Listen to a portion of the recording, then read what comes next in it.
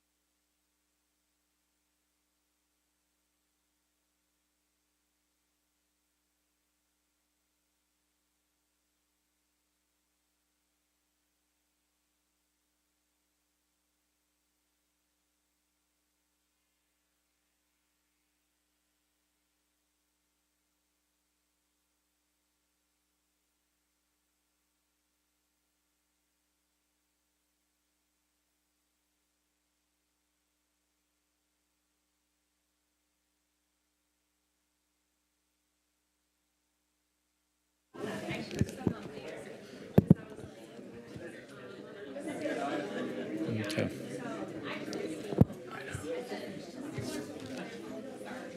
Okay.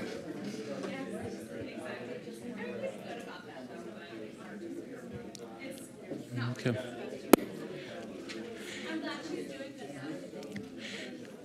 We hope to start in a few minutes. We do need a quorum, which is 4 people. We are expecting 5 tonight. I know one sometimes works a little late, so thank you for your patience. We'll get started as soon as we can.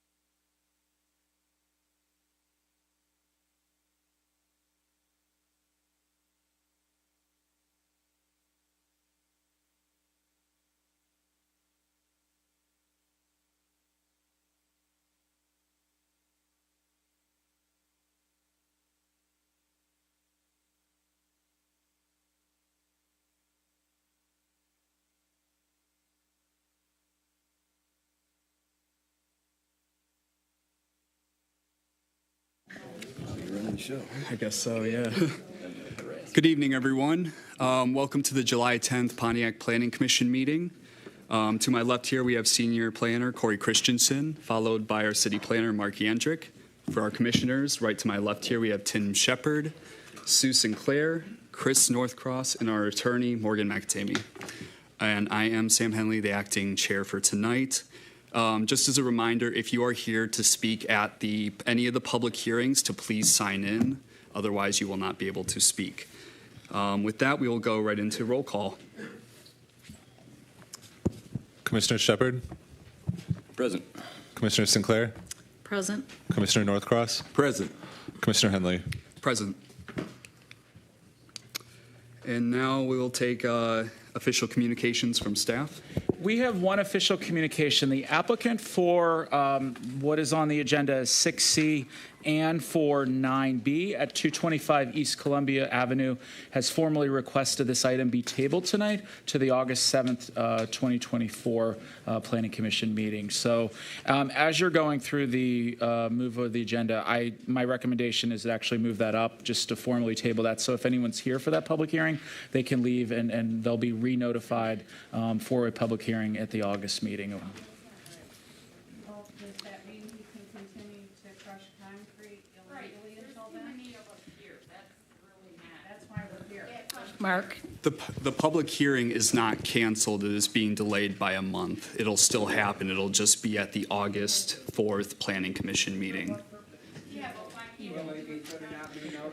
Here's my recommendation. Why don't we take the formal action? I'd be happy to meet with anyone that is here in the hallway after this, after the first item begins, and I can discuss that and help answer some questions a little further. And we apologize. We just received this communication today, and we did not have enough time to cancel the public hearing notice or send any notification out. And that really came from the applicant. Mark? We'll still... We are not taking comments from the audience at this time. As Mark said, you'll have a chance to talk with him in the hallway after the first item has begun.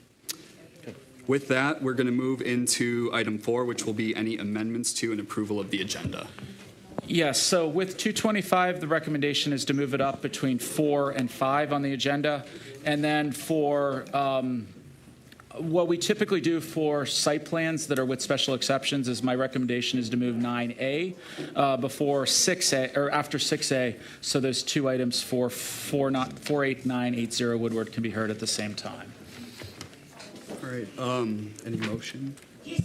Mark? We can't have comments from the audience at this time.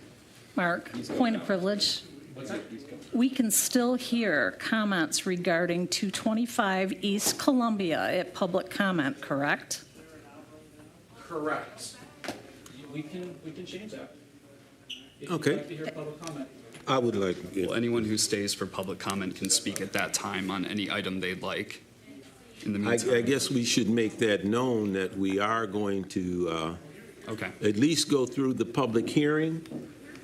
We're not having the We're public not hearings. having We're the only public having hearing. public comment. Only public comment? For those Okay. items. I can agree with that, just so long as the folks get a chance to voice their Yep. opinion. If you want to pass on that information, Yep, and you can approve the agenda, and then you're good. sounds good.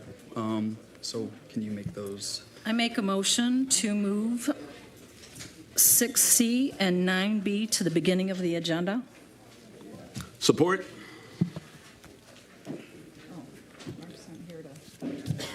Corey's- Roll call. All right, Commissioner Shepard, Yes to approve.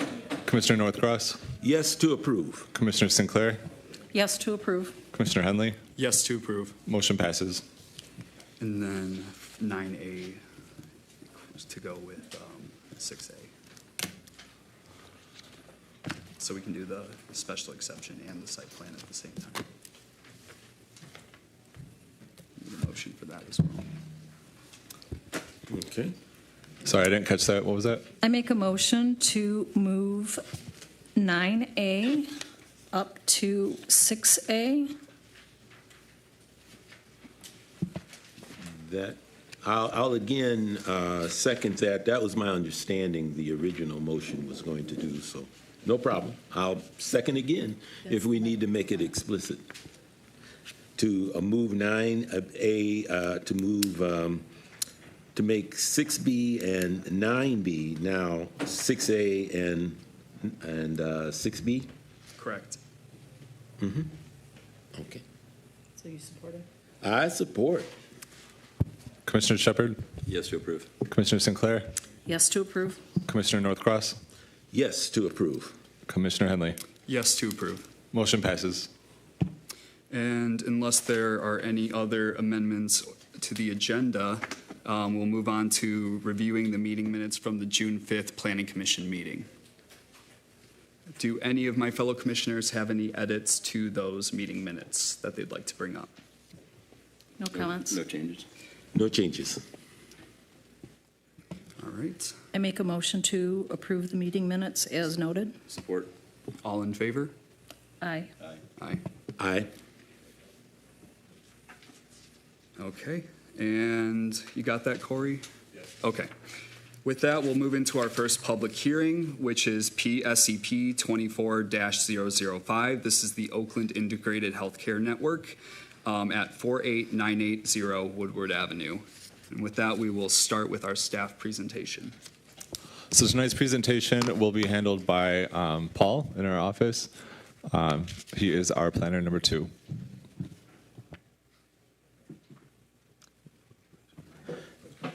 Good evening, everybody. Just like Corey said, this is a Honor Health special exemption request, and I'll start my presentation. Address is 48980 Woodward Avenue. Again, the request is a medical clinic. Medical clinic facilities require a special exemption permit in the C3 zoning district and are subject to an approval process outlined in section 6.303 of the Pontiac zoning ordinance. While medical clinic is a broad category that includes ambulatory care, outpatient care, immediate care, and urgent care, the applicant is specifically proposing outpatient facility. And staff is recommending approval with 3 conditions. Proposal and background information. The proposed site for the medical clinic facility, again, is located on the north side of Woodward Avenue between Cass and Cesar Chavez Avenue. And again, the applicant will be moving offices from Pontiac General Hospital to the subject parcel. The site is currently developed with a roughly 3,400 square foot building and a parking lot to the west, east, and south of the building. The site was previously used by several schools. The applicant, again, is proposing an outpatient medical clinic. And the subject site has 3 parking lots surrounding the building that will produce medical waste. For this reason, the applicant would be required to submit both a stormwater treatment plan as well as a hazardous material mitigation plan. The site plan indicates 213 parking places, including 8 barrier-free spaces on site. The proposal, again, and background, the applicant, again, is repurposing the existing building as a medical office facility to accommodate patients seeking medical treatment on an outpatient basis. The facility will not accommodate any ambulance staging facilities. And to buffer the site from nearby residences, the applicant is proposing 10-foot landscape setback from all right-of-ways. The existing play lot to the west of the building will remain. Now, this is a location map. Cesar Chavez is on the right, Cass is on the left, and Woodward Avenue is on the north. That's where the facility is in the outlined area, and downtown is to the south. The zoning map, again, the site is zoned C3. Now, this is a photograph of the building looking northwest from Woodward Avenue. This is a photo southwest from Woodward Avenue. And this is the site plan. So with the site plan, it has increased interior landscaping around all parking lot areas, as well as on the periphery of the site. It also has the pedestrian corridor areas located on the site plan too, and various other upgrades, as well as the loading and the dumpster area to the west of the building. Now, these are the standards of approval for special exemption that you're familiar with, 1, 2, 4, and 7. So with the analysis, the master plan classifies this property as civic public use. Public use or institutional use can be considered a medical facility. The proposed use of this site is compliant with this intention since the medical facility is a public need in any community providing a public purpose. The proposed use suits the character of Woodward Avenue, which is roughly a commercial corridor. Medical clinic facilities generally have hazardous substances within the facility. Therefore, a hazardous materials mitigation plan was completed by the applicant and provided to the fire marshal for review.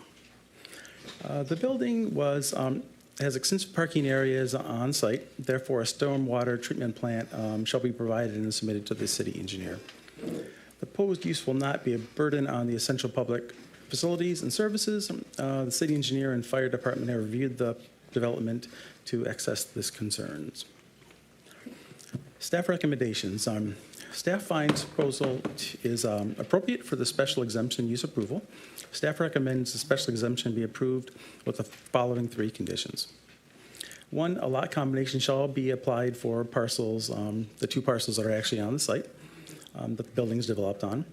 Number 2, the site survey shall be updated to show all storm drains with the diameters on all adjacent right-of-way, and all the conditions of the associated site plan approval are honored. And these are sample motions. Thank you very much for your presentation. With that, I'll poll my fellow commissioners for comments specifically for staff. Commissioner Shepard.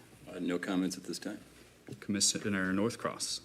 No comments at this time. I'll hold my comments until after the public hearing on this, until I've heard the people speak on this one. And then Commissioner Sinclair. No comments at this time. All right. And with this, if I can call our applicant forward, we will hear any additional information you would like to add.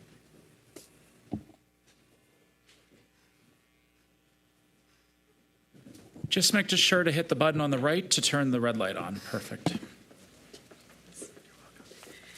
So good evening. I'm Debbie Brinson. I'm the CEO with Honor Community Health Center. I want to say thanks again for hearing our request. We continue to be really super excited about this project. A couple things I do want to bring to your attention that we've done. Scott will be talking about the site plan, but I want to talk about what we've done to be engaging with the community around this area. But I think it's first important to remember that we're a community health center, and that is very different than a medical facility. We'll be delivering traditional medical services, but as a community health center, we've gotten a special designation for Pontiac to serve the uninsured Medicaid and Medicare populations, and that's a designation that stays with this community for a very long time, if not eternity. We've outgrown our capacity where we're at, which is at Pontiac General, also at our Baldwin sites. We're looking at an opportunity to grow the facility to continue to do medical care,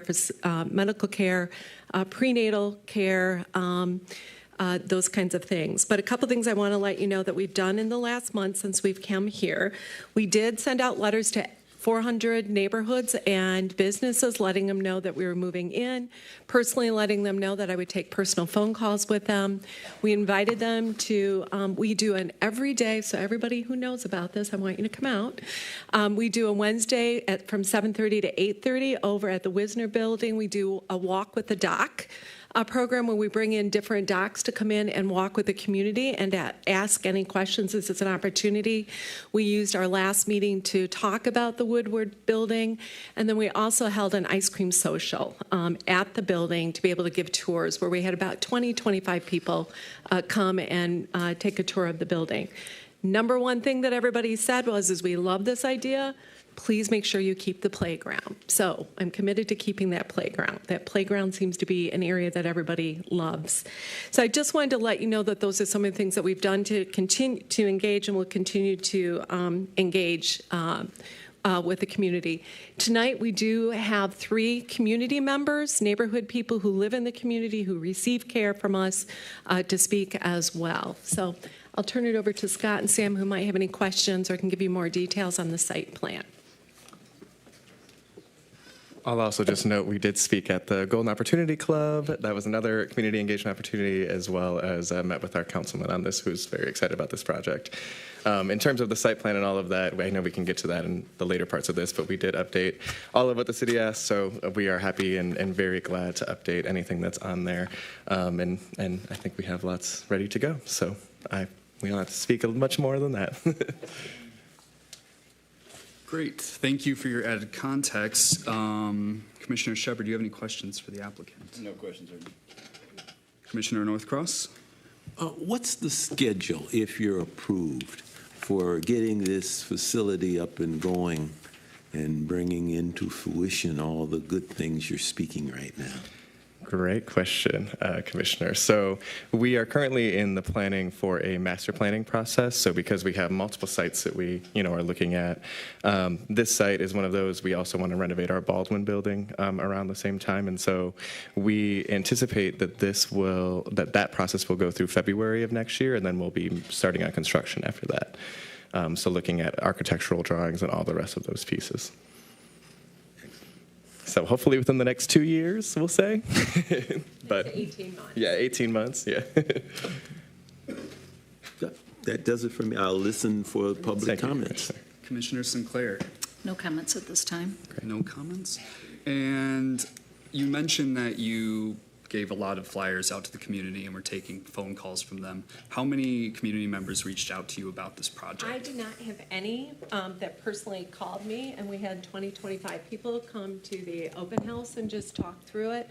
And we had probably 4 or 5 people who came to the ice cream or to the walk with the doc program. And we sent our mailer out to the 400 households. So we actually sent out a mailer separate from the city to make sure that people had awareness. That's great. And besides the playground, were there any other concerns noted during that?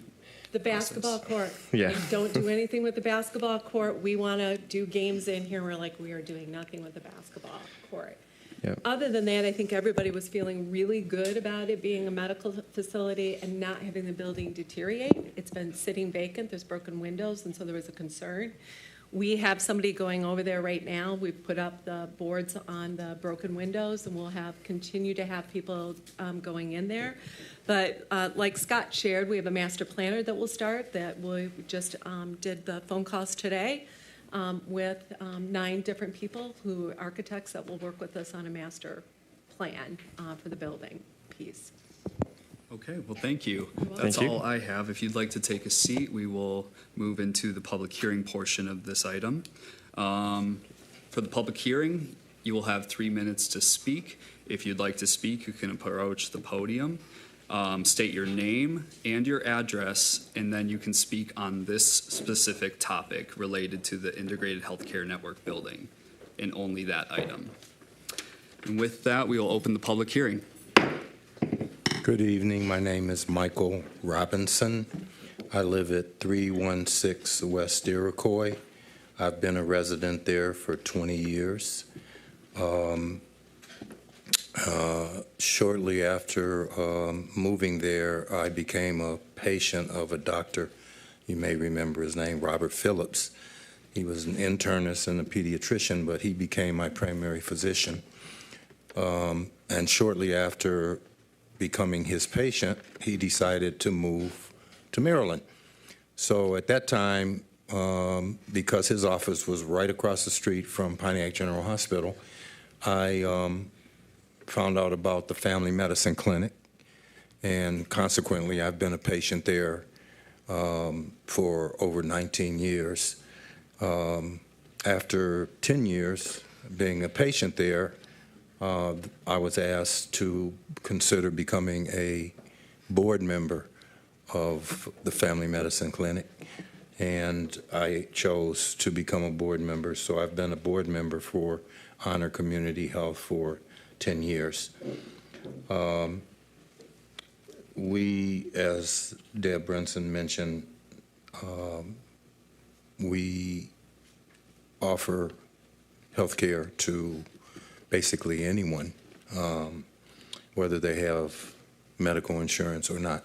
As a federally qualified health center, we are required to serve any patient, and we do that. I have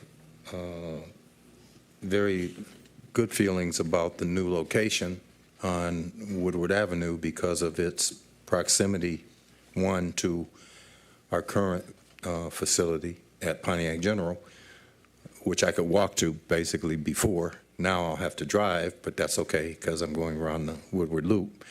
And in terms of accessibility, I think this is going to be very, very accessible and a very good location for us to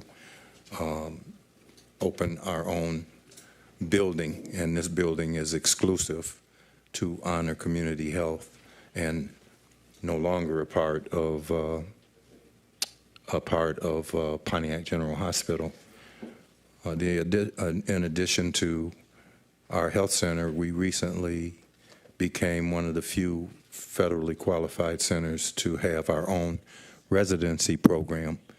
So if you're familiar with Pontiac General, they had a residency program which recently closed. They closed their residency program, and we now have a residency program of our own. So thank you. Thank you for your time.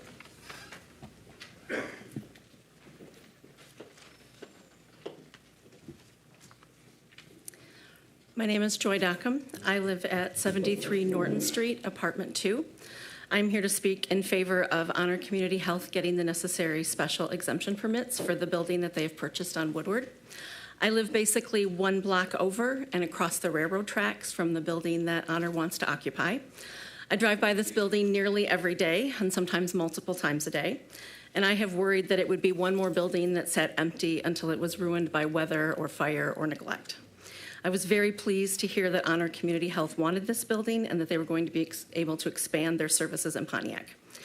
My first direct interaction with Honor was during the early stages of the pandemic when they were helping to get vaccines out to the community. I will always remember the kindness and professionalism of everyone involved, from those who checked people in to the doctors who spoke with every single person before they left the gymnasium. And this was in the days where we all still felt like we were going to die at any minute. I have watched how they served Pontiac, and I have seen their willingness to work across with organizations and with different organizations for the good of the community. I have previously worked with their Chief Strategy Officer, Scott Stewart, and I know how committed he is to the city of Pontiac and its residents. And I did confirm this, and I know their CEO mentioned this as well, but I was going to ask that you keep the children's playground equipment. As a resident of the neighborhood, I wanted to encourage that. There is not a playground in that area of the city. If you think about like from Johnson to Woodward and from State to Chavez, there are some neighbor-maintained lots that kind of free up some area for the kids to play, but there isn't a pocket park or any playground equipment. And it would mean a lot if you were able to continue to provide that for the city, for the kids to play. Although I don't have children, I do borrow them on occasion, and it would be really nice to have a park within walking distance of my home where I could take them to play. My nieces would appreciate it. I think this is a great project that serves the community of Pontiac, and I am pleased that they are coming to my neighborhood. I want to encourage the commissioners to grant them the special exemption permits that they need for them to renovate and occupy this building. Thank you for your time.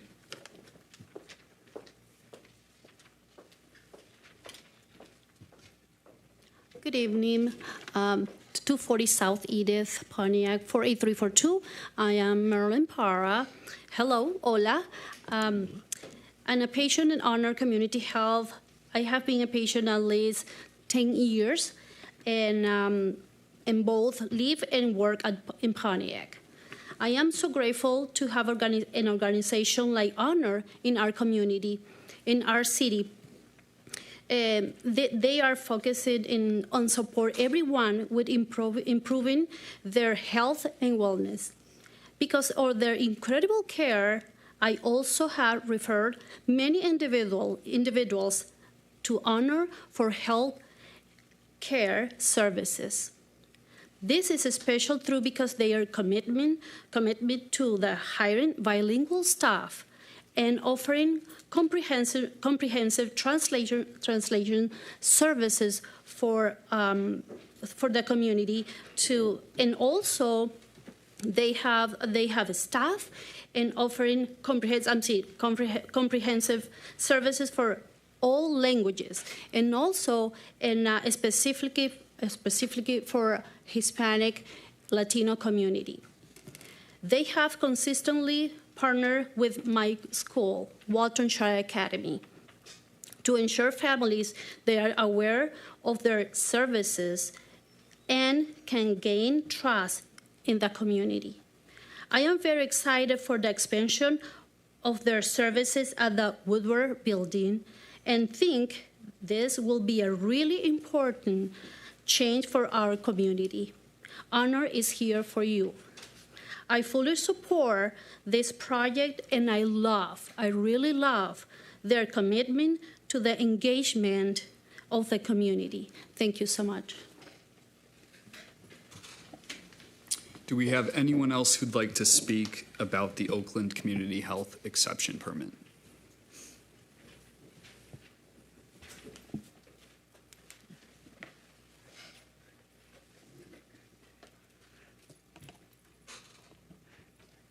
Hi, I am Regina Addison, 76 North Astor. I would like to speak on behalf of Honor Health. I am a patient, been a patient there for about 10 years. Had the pleasure of meeting, talking with Deb. I initially met several of the ladies at Wisner Stadium on Wednesday, where they're into like the health with walking. And I have, my doctor is at Honor Health, and I have built a relationship with the doctor. Actually, I saw her today, my doctor, and we talked about the great things that Honor Care is bringing to the city of Pontiac. And I'm on board with it, also willing to help in every way, because I do know they are some really nice people, have nice services. And then in that aspect, I'm in the mental health field, so I'm looking forward to the mental health for the people that's less fortunate, that really need the services. And I think this is a great plan, and I do believe that it will help the community, and they will serve them as well. So thank you for inviting me, and I'm looking forward to the awesome work that they are doing, and they continue to help the city of Pontiac. Thank you.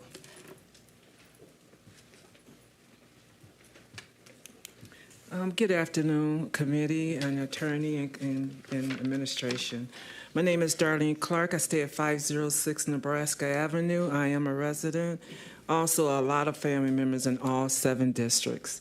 But what I'm coming here to ask a question for, I'm not criticizing the health facility because God knows we need facilities to help the low income and the people, especially children. So I'm all favor for it.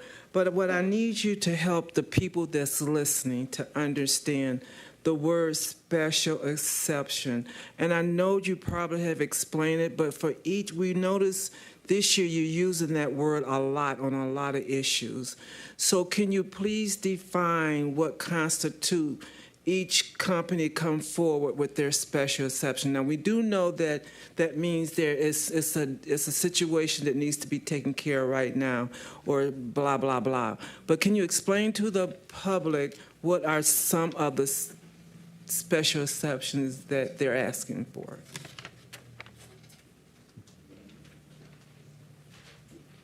Is there anyone else who'd like to speak? And with that, we will close public comment or public hearing.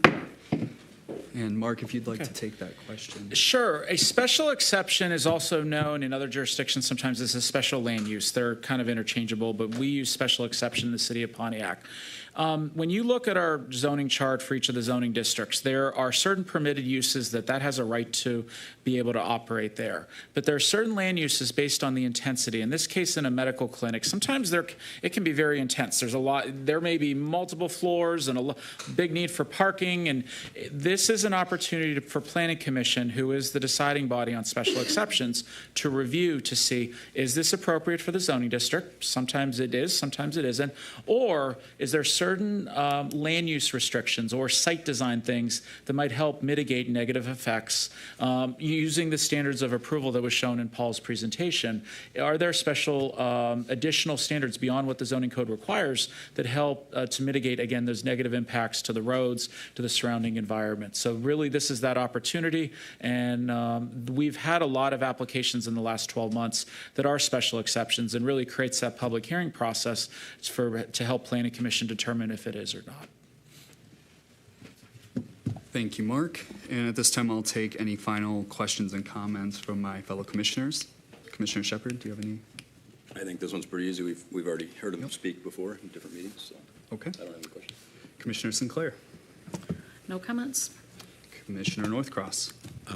I want to say that I'm excited that we're getting this facility in.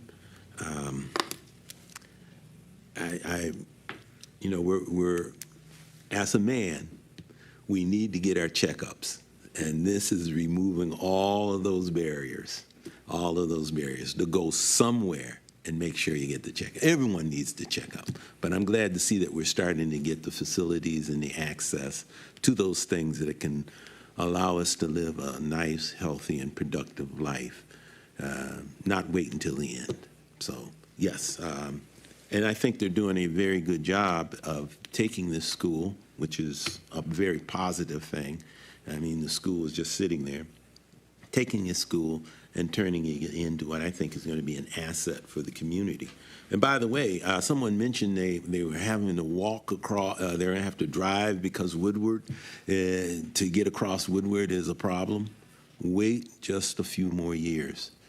There's some changes that are coming on Wide Track that I think will make everything, both outside and inside the Woodward Loop, a lot more accessible for pedestrians and people on bicycles and that sort of thing. So that's another positive thing, too, that I think says, yes, this is a good move. Thank you, Chris. And to keep it brief, I will just echo Chris's sentiments that I think the services that you guys provide is extremely important. And it's very exciting to see you expanding while also staying in Pontiac. So thank you. And with that, I'll take a motion. I move to approve the requested special exception permit for medical clinic facility at 48980 Woodward Avenue based on the findings of fact identified in the staff report and with the 3 conditions outlined in the staff report. Support? We good? Doesn't matter. Sure. Commissioner Northcross. Yes, to approve. Commissioner Shepard. Yes to approve. Commissioner Sinclair. Yes to approve? Commissioner Henley. Yes to approve. Motion passes. Congratulations. Now,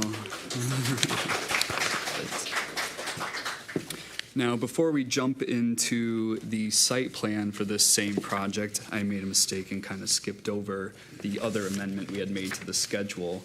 Next will be PSCP 24-007, 225 East Columbia. This is the special exception. However, the applicant has requested that we table this. So, And what that just requires is just a motion to table it to the August 7th Planning Commission meeting. okay, and I will take a motion at this time. I make a motion to table 6C and 9B to the August Planning Commission meeting. Morgan, do they need separate motions for each item, or can they be combined into one? I would recommend two separate motions. Okay, thank you. I make a motion to move 6C to the August Planning Commission meeting. Support. Commissioner Sinclair, Yes to approve. Commissioner Northcross, Yes to approve. Commissioner Shepard, Yes to approve. Commissioner Henley. Yes to approve. Motion passes. Now we'll go ahead and take that second motion. I make a motion to move 9B to the August Planning Commission meeting. Support. Commissioner Northcross, Yes to approve. Commissioner Sinclair, Yes to approve. Commissioner Shepard, Yes to approve. Commissioner Henley. Yes to approve. Motion passes. All right. Now, with that taken care of, we can jump into our next item, which is SPR 24-016. This is the site plan review for the Oakland Integrated Healthcare Network at 48980 Woodward Avenue. With that, at this time, we'll take our staff presentation. All right. Again, this is a site plan for Honor Health. Again, the address is 48980 Woodward Avenue. Request again, medical clinic. The applicant is proposing to combine two parcels and develop a medical clinic with an existing roughly 3,400 square foot building with 213 parking spaces.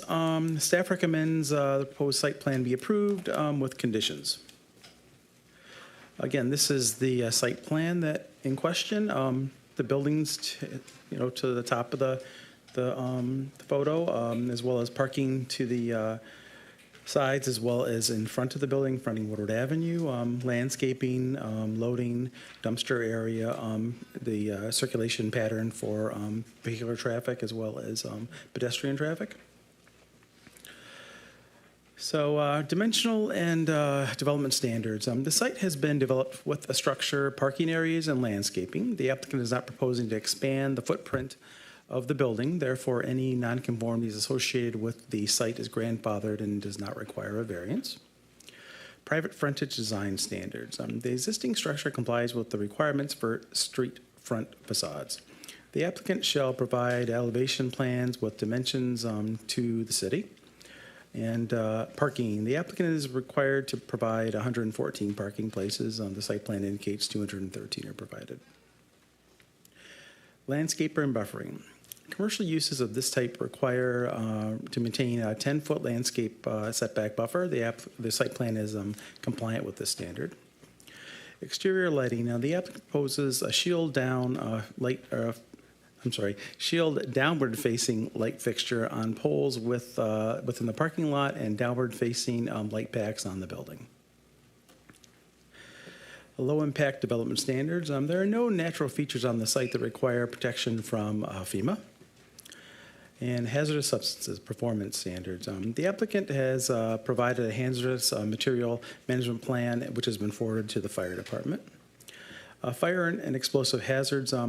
The storage and handling of flammable liquids, petroleum gases, explosives shall comply with the state rules and regulations of Public Act 207 of 1941. Standards of approval. 1, circulation. The site would appear to be sufficient for traffic and pedestrian circulation. There are 3 access drives provided, providing adequate ingress and egress, as well as sufficient parking areas on site and pedestrian circulation. Buildings. The existing building would not appear to present any adverse impact on adjacent properties. The proposed use of the site as a medical clinic is like any other office building and should not have any negative impacts on adjacent properties. Number 3, natural features. There is no existing natural features on site in need of preservation or buffering. Number 4, site layout and screening. The site plan provides required landscaping along right-of-way frontages within the parking lot area. And number 5, compliance with zoning ordinance. The following needs to be addressed on the site plan before final approval can be issued. Number 1, a landscape planting list shall be provided indicating the species and size of each plant. Number 2, building elevations or photos of the building shall be provided showing the height of the building.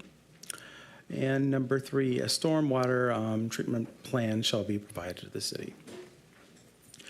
Staff summary.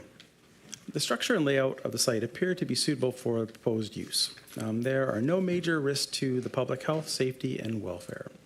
However, some issues need to be addressed. The applicant must commit to providing an updated site plan which complies with the ordinance. And staff recommendations. Staff recommends approval of the preliminary site plan with the following conditions. Number 1, a landscape planting list again shall be provided, species and size. Building elevations again showing the height of the building. Stormwater treatment plan. The fire marshal shall review and approve the hazardous materials mitigation plan. The applicant shall provide or comply with any conditions of the approval for the associated special exemption. And lastly, vehicles may not block gates along North Cass or Cesar Chavez Avenue. And those are the sample motions. Thank you for your presentation. Commissioner Northcross, do you have any questions for staff? No questions. Commissioner Sinclair. No questions. And Commissioner Shepard. No questions for staff. Oh, and welcome, Commissioner McGinnis. Do you have any questions for staff? Apologies for work running long, but I'm here, I'm alive. No questions that weren't already asked and answered last month. Thank you for all your work on this. All right. With that, we can have our applicants back up to the podium, and you can speak on any other information about the site plan that you'd like to. Keep it short because I'd rather hear any questions that you all have, but we have no concerns with any of the pieces on this. We have most of them actually completed already, just not in front of you necessarily. So we've already been working on the landscaping piece. We have the building height pieces, so those will be sent to the staff immediately as well. And so we're working through those pieces. We have no concerns on any of it. And we've worked pretty extensively with staff already. So excited to keep moving that process forward. So happy to address any concerns or questions or issues that you all have. Great. Commissioner McGinnis, do you have any questions for our applicant? Give us the elevator pitch about what this means to the citizens and city of Pontiac. Okay, Mr. Never mind, you already did that. Again, I think the biggest piece is just that this will allow increased access to healthcare services, to a community hub that will be on a main corridor with access to the community. And I think that's the most critical piece, right, is not only the fact that we provide healthcare services, but that we are a community health center. We're here for the community, and we take that role seriously. Okay. When it comes to the site plan, the questions that I have can't be answered tonight. It's about what comes next with the Michigan Department of Transportation, sure, MDOT with their reconfiguring the Woodward Loop to your south, the land use that'll come to parcels that aren't currently under your control to the north. There's a lot of currently untapped possibilities for that part of our city, and my hope is that your transformation of this site, activation of this site, can then spur action. Haha, that's a funny pun because that was the roundhouse of the railroad historically just north of you. I hope it spurs, a new future and redevelopment for some of those vacant parcels of land that immediately surround this vicinity. So thank you very much. Thank you very much to Honor Community Health. Thanks, Mike. And Mike, to your point on that, we have had discussions with MDOT up to this point, so we're in touch with them often and planning for what that will look like down the road.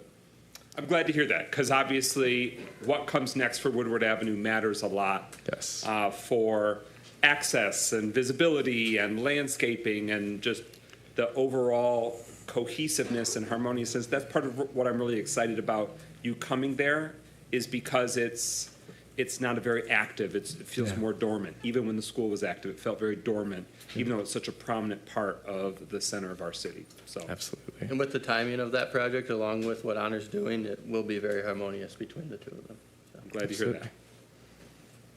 Thank you. Commissioner Shepard. What's the plan for the parking lot? Are you resurfacing?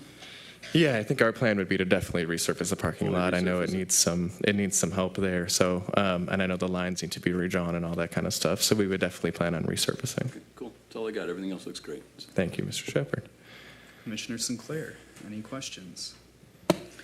No, moreover, just a general comment. I appreciate your placement of the sign designating that you're going for rezoning. Not only does that alert the citizens of Pontiac that you're rezoning, but it also lets people know things are happening downtown. Absolutely. And I appreciate that. So thank you. Thank you, Commissioner Sinclair. Commissioner Northcross. No other comments, no additional comments. And I just have a quick one about site circulation.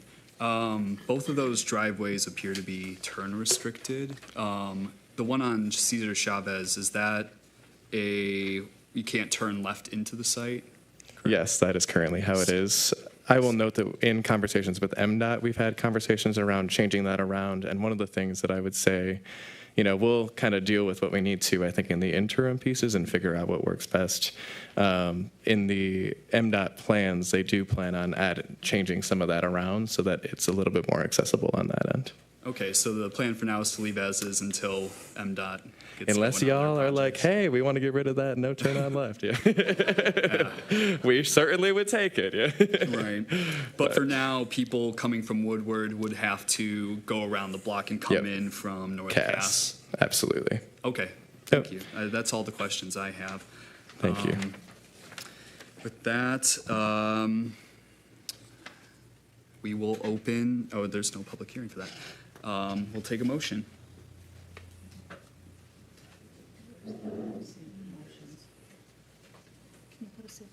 Yeah, they're putting them up.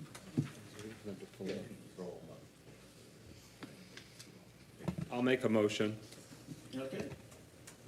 I move to approve the requested site plan for a medical clinic at 48980 Woodward Avenue based on the findings of fact identified in the staff report and with the 6 conditions outlined in the staff report. Support. Commissioner Northcross? Yes, to approve. Commissioner Shepard? Yes to approve.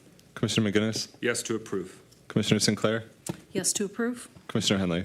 Yes to approve. Motion passes. Thank you. Congratulations.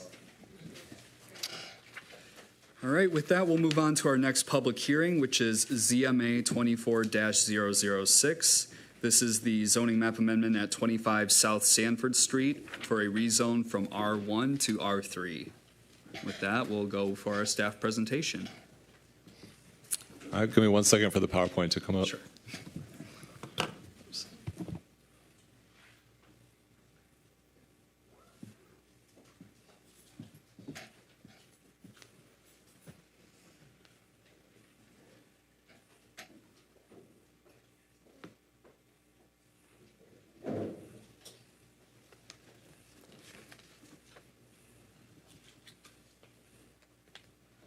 And while we're waiting, the order for the agenda now is that we'll have this public hearing, then take a vote, and the next item would be the site plan. The next item after this public hearing will be the public comment where you will be able to speak about anything you'd like, which I assume most of you will be speaking on 225 East Columbia, the concrete crusher. But that will happen after the public hearing for this item. Thank you. All right, so today's item is a rezoning request for 24 South Sanford. This is the old Purdue school site. The request is to rezone from R1, single family, to R3, multifamily, and the applicant has not offered any conditions. 25 South Sanford. So this is the order of events. The Planning Commission makes a recommendation, and then this case has to go to City Council for 2 readings. At the second reading is when City Council makes its final decision. This gives you an idea of where the property sits within our zoning map. This is Pike Street up here. You can see it takes up the entire block, one giant parcel. It was previously used for a school, which explains the large size. And the reason it was zoned for single family is because typically that is what all of our schools in the city are zoned because they sit within residential neighborhoods. There is a C1 commercial property just to the north and a few scattered nearby, but primarily this is a residential area. This gives you an idea of where it sits. Just looking at an aerial, you can see again that it has developed primarily as single-family residential, houses on both sides, and then a little bit of commercial along Pike. These are some photos that were taken last month. You can see the school sits in poor condition today. It's kind of a blighted structure standing in the neighborhood. This is a photo. It shows their notice for today's meeting. You can see the large expanse in the rear. And then another photo taken from the rear. This parcel, like many others in the area, is zoned single family. The parcel was historically used as a school that taught students from kindergarten to 8th grade. R1 zoning designations, again, are typical for this type of use. The property is surrounded by residential, although there is some commercial across Pike Street. The plan is to provide housing for senior citizens in a 9% low-income housing tax credit development.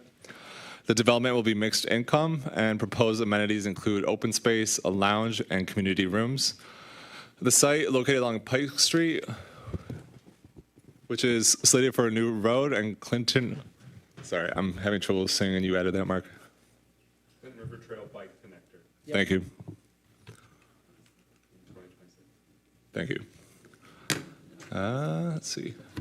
So the uses permitted in an R3 district by right include multiple family, single family, state licensed residential facilities for 6 or fewer clients, townhouses, 2-family dwellings, community center buildings, parks and recreation, urban agriculture, and community gardens. And then there's a long list of uses permitted by a special exception. I'm not going to read through all of those, but the primary thing you should keep in mind is that R3 does permit some commercial activity, such as small indoor retail sales, I think banks, bakeries, things like that. However, all those commercial uses permitted in the R3 district are special exceptions, which means that the Planning Commission has full control whether those actually get developed there or not. The R1 zoning district allows primarily single-family dwellings. It allows state-licensed residential facilities for 6 or fewer, community centers, parks and recreation facilities, community gardens, and small wind energy systems. And by special exception, it permits bed and breakfast, cemeteries, cultural and municipal uses, religious institutions, schools, small outdoor recreation facilities, and wireless telecommunication facilities. And then there are 10 standards for approval. 1, consistency with the goals, policies, and objectives of the master plan. 2, compatibility of the site's environmental features. 3, evidence the applicant cannot receive a reasonable return on investment under the current zoning. 4, compatibility of all the potential uses with surrounding uses. 5, the capacity of the city's utilities and services. 6, the capability of the street system. 7, the boundaries of the requested rezoning district are reasonable. 8, the requested zoning district is considered to be more appropriate. 9, rezoning the land is considered to be more appropriate than amending the list of permitted uses. And lastly, rezoning will not create an isolated or incompatible zone. So in staff's opinion, when reviewing these standards, we found that the master plan's future land use map classifies the subject property as civic public use. However, considering the city has not utilized all the public space it currently owns, it is unlikely the property will be developed for this use in the future, which makes deviating from the master plan reasonable. Oops. The topography of the site is level, and there are no environmental features that would prohibit multifamily use of the site. The R3 zoning district is very common amongst residential parcels of this size, and approval of this rezoning will permit uses that are already common in the area. The city's utilities and services are sufficient to accommodate the proposed use. The site was previously used as a public school, and the utilities are designed to accommodate uses at a large scale. The proposed use of this site will generate less traffic than the historic use of the site as a school, And the R3 zoning district was selected because it represents the least change necessary to permit the multifamily residential use proposed by the applicant. And with that, staff's recommendation is to recommend approval of the rezoning with none of the conditions offered by the applicant. And then here are sample motions. Thank you, Corey. Commissioner Northcross, do you have any questions for staff? Not at this time. We'll speak about this after the public hearing. Commissioner Sinclair. Not at this time, thank you. Commissioner Shepard. No questions right now. Commissioner McGinnis. I'll hold most of my questions for after further presentation and community feedback, but the final point that Mr. Christensen was trying to make that I answered, my microphone wasn't on, it's that Pike Street is proposed to be reconstructed, resurfaced, and a connector of the Clinton River Trail, the bike trail and walking trail in 2026. So that's right in front of this impacted site. Just want to make sure that that answer made it to everyone's ears. Thank you. Thank you. Okay, at this time we can have our applicants approach the podium and we can hear any additional information they'd like to add.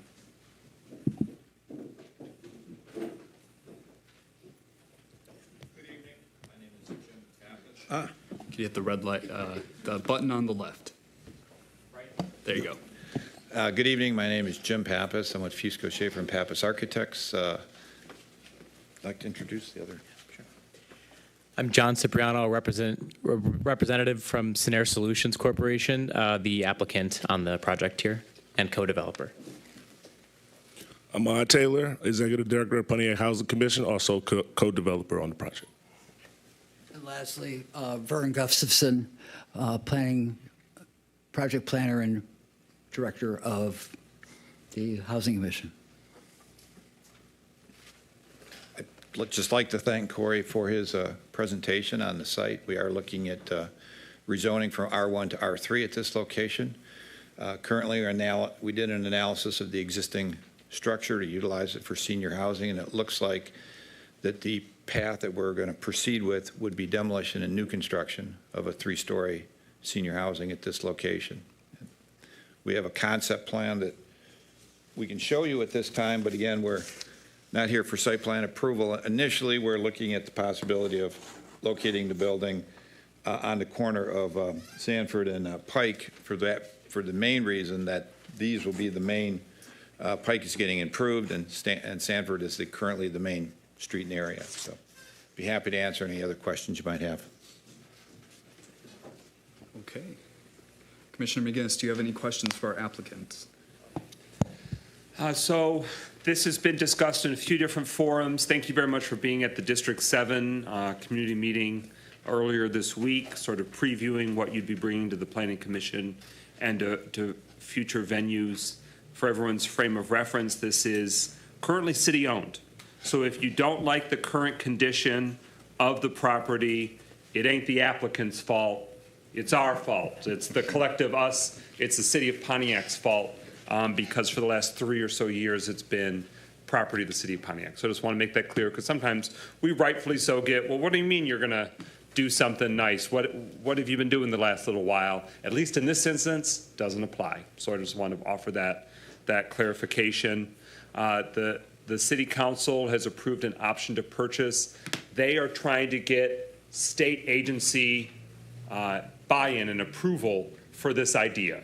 So they need to essentially show the state that the city is okay with this land use. That's really where we're at.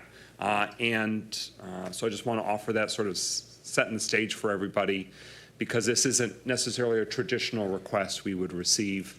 But as with other repurposing of vacant schools or former vacant school sites, I am very receptive to that R3 designation. I think it is appropriate so that way we can have expanded housing options. I think the east side would definitely benefit from being able to have attainable senior housing so that more of our residents in Pontiac and on the east side can age in place and remain in Pontiac and not have to go outside Pontiac to get a quality place for them in their senior years. Thank you. Commissioner Shepard. I mean, I don't really have any real questions. I mean, we're just taking it to R3, so I won't go. Commissioner Sinclair? My comment is more to staff. We've got this new sign ordinance regarding rezones and special exceptions, and I appreciate the fact that this did have signage on it, but with a site that's so big, there was one sign on Pike Street, which is actually the side of the building. I don't think it did its intent. This is your district, isn't it, Mike? I know with Mike, I'm sure his constituents knew it, but I think with something that's this big, when we're doing a rezone, we might consider multiple signage. It's just my comments. Thank you. Commissioner Northcross? Just a comment.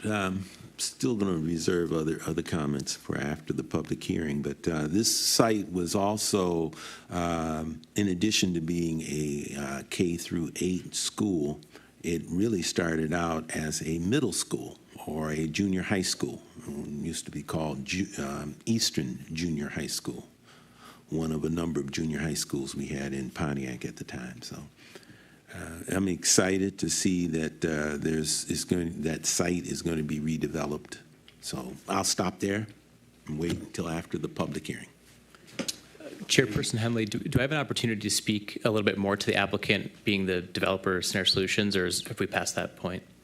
We're not fully past that. You could speak a little more. Yeah, I just wanted to provide a little bit of context on behalf of Snare Solutions, who's the co-developer on the project. Snare Solutions is the nonprofit, mission-driven real estate development arm of Snare, which is a regional investor in affordable housing across primarily the Midwest and the Mid-Atlantic region. Started as Great Lakes Capital Fund here in Michigan, expanded a little bit in the region, and then now in the Mid-Atlantic as well. We follow, as the subsidiary company for real estate development, a similar breadth of scope. I'm a development associate with the company, and I work primarily in our Michigan market, primarily in Detroit, and up north in Traverse City and Ironwood, as well as Lansing. And this is actually our debut project to Pontiac. We take pride in serving our communities that we're in. We were approached by this project from a mutual development partner who had previously spoken to the Pontiac Housing Commission. They kind of brought us in and wanted to look at redeveloping the site. We were incredibly compelled by the passion that the city had to redevelop the property, as well as the Pontiac Housing Commission. Mr. Taylor and his staff has been amazing in the process, and we were just very compelled to get involved. We're very excited, and we've heard what is, what the community is looking for in terms of some new housing stock, quality, affordable housing for seniors, and that's our primary focus today. So we're looking at about 45 to 55 units of affordable senior housing, utilizing the low-income housing tax program through the state of Michigan, and it'll be mixed income housing for 30% to 80% of the area median income for seniors, as well as potentially some market rate units as well for seniors who would like some new housing stock and quality affordable housing. So I just wanted to speak a little bit to that. I'm happy to accept any questions on behalf of Snare Solutions and our wonderful partners here at the Pontiac Housing Commission. So, well, thank you for the added context. I think I will save my comments till after the public hearing as well.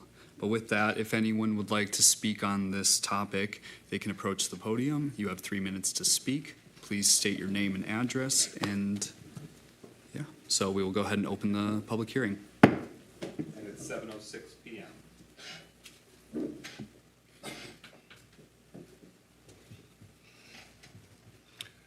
Good evening. My name is Robert Bass. I'm president of the Citizens District Council located in District 1. I just need a point of clarification on one aspect of this. I have every confidence that this development will move forward in a positive way, and we're hopeful that everything that their dream for, their vision and their dream for this site comes to fruition. However, I need to ask a question about something that was said. This project is being rezoned from R1 to R3. with no conditions. Now, I need to know what the safeguard is and basically what the principle is where if something happens and they don't complete the project, why is it that planning would have autonomy over that, what goes into that project, that parcel of property? That's a question I would like to get answered. But like I say, it has nothing to do with them developing. It's just what happens if they don't. And why would planning have autonomy? Because that leaves the residents in that without being able to have a say if something else comes in and they don't want it there. That's why I need to know the answer to that question. But other than that, we've had them at our meeting this past Saturday. It was a very good meeting, and everything that they said was within our scope of what we would like to have over there. We're not in District 7, however, we do support what the residents want, whatever district it is in. Thank you.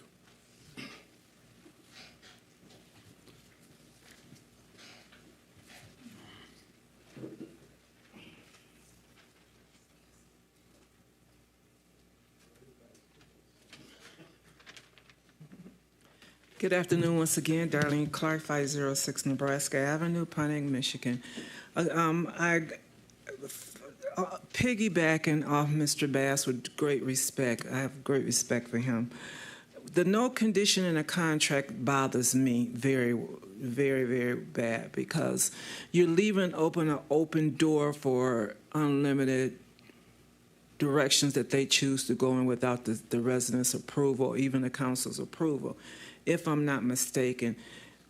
In this contract, starting out as a senior citizen building, and we all know that seniors start at the age of 55, and I welcome this project if it's a correct project with a correct contract, so please don't misunderstand me. It's just for clarity. But in the midst with no conditions, that means somewhere in the midst of all this, they can change the rules and regulations that they set before to get approval with council. Isn't that kind of illegal, or isn't that kind of not acceptable in planning? Can you explain and give more clarity on the non-conditions, please?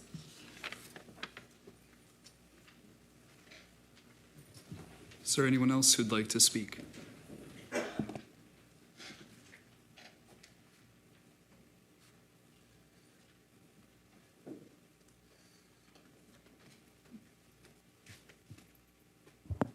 Yeah, Carlton Jones, 1323 Oakland Drive here in Pontiac. I think the comments that was talked about as far as this site, and like we know, most of us who've been around here, schools have been into R1 areas. And R1 areas are the most protected zoning in the city.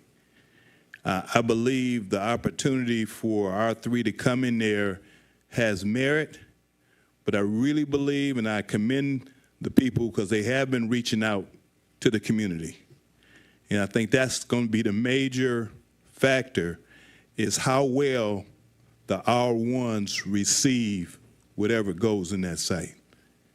Because those people who bought into that site as R1, they knew a school was there, but did they know multi-family would be moving in? I think it can be received, but it needs to be bought in by the community for it to be successful. I think one other aspect that we have to really, really look at, what is really conducive for seniors? So when the site is developed, it truly needs to be one that is conducive for seniors to really feel comfortable, feel safe, and I believe if they approach it that way, it could be successful. But I'm always conscious that when we take one of our school sites and we're not really conscious of those R1 people who bought in, we could be making a mistake for our city as a whole. But I believe R3 could work here, but the most important factor is getting that community, especially those who are close around, to buy into it. Thank you.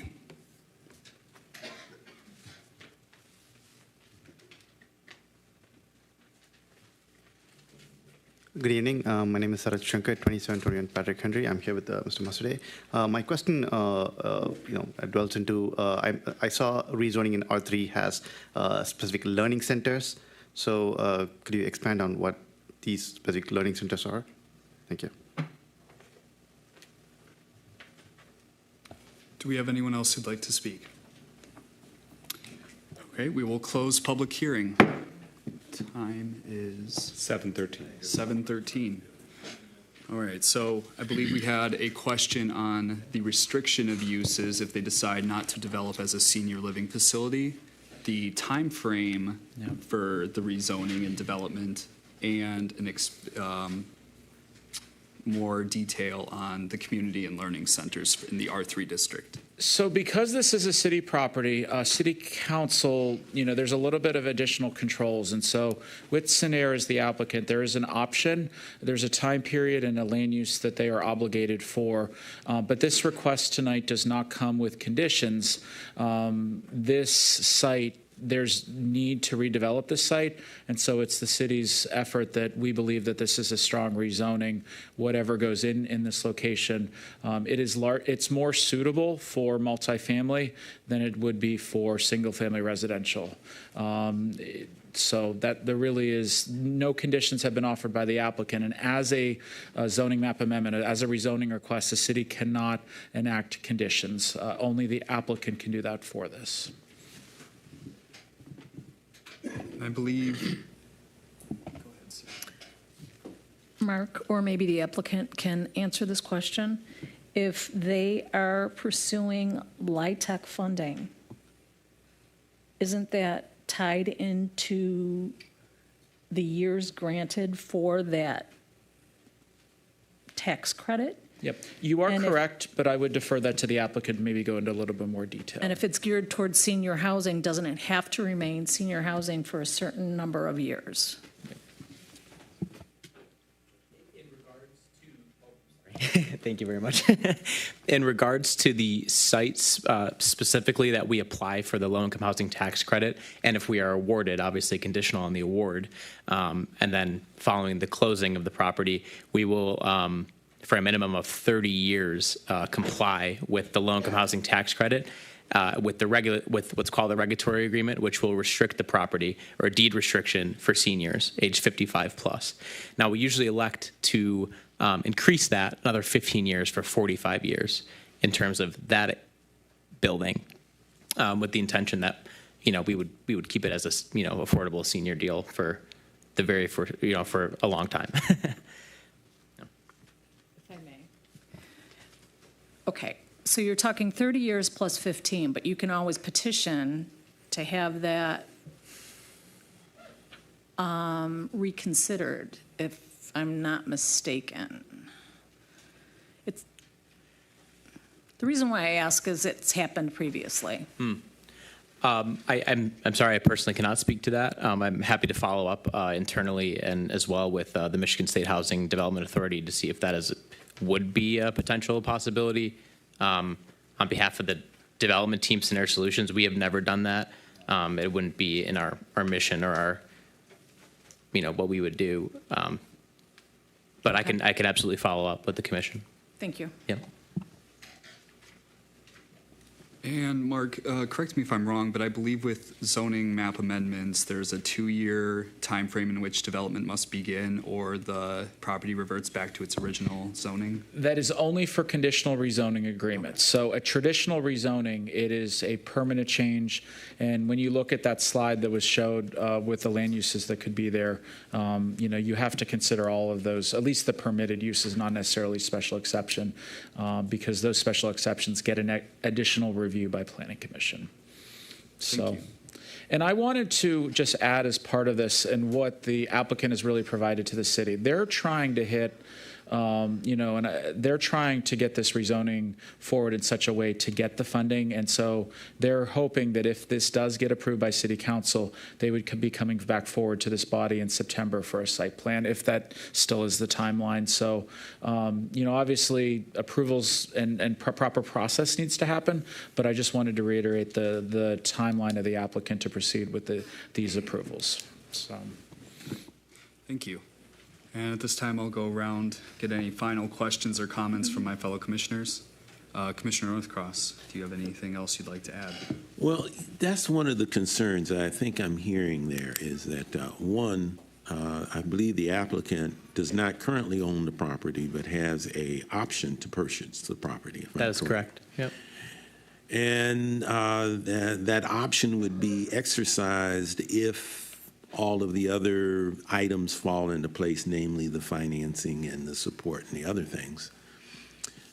But we tonight are looking at changing from R1 to R3. Still, we're in the residential area, but we are opening up that piece of land for additional uses. And this is not the first time that site has been considered for some type of residential use, but this is probably the most advanced step forward toward reusing Eastern Purdue, whatever you want to call it, that school for the community and for housing. This is probably one of the more advanced projects that we've gotten to this point. And I say that because some of the other projects, they look good, but they were not funded. And I guess we have to be cognizant of the fact that we are opening up, we're going from one of the more restrictive types of zoning to a more, a less restrictive type of zoning. I think the uses you read were saying that a lot of the items, if somebody were to, if things, heavens forbid, and hopefully it works out well. But if for some reason you choose not to exercise that option, and we have repurposed, we have changed the zoning from R1 to R3, then that property is now R3, and somebody may come in with a type of activity that's not exactly the same, maybe somewhat different from what you're saying, but within the permitted uses of R3, which is more less restrictive than R1. So there is that to be considered. And then Ms. Sinclair, our Commissioner Sinclair, also brought up the point that even once that has been developed, we're starting to see that some housing that started out as being low income had some of the owners and, well, let's say, conditions are occurring that it makes it appear that these properties may become market rate as opposed to low income, even though they're built with low income monies. That is also a possibility. All that said, schools are very, very, very hard to repurpose. Very hard to repurpose.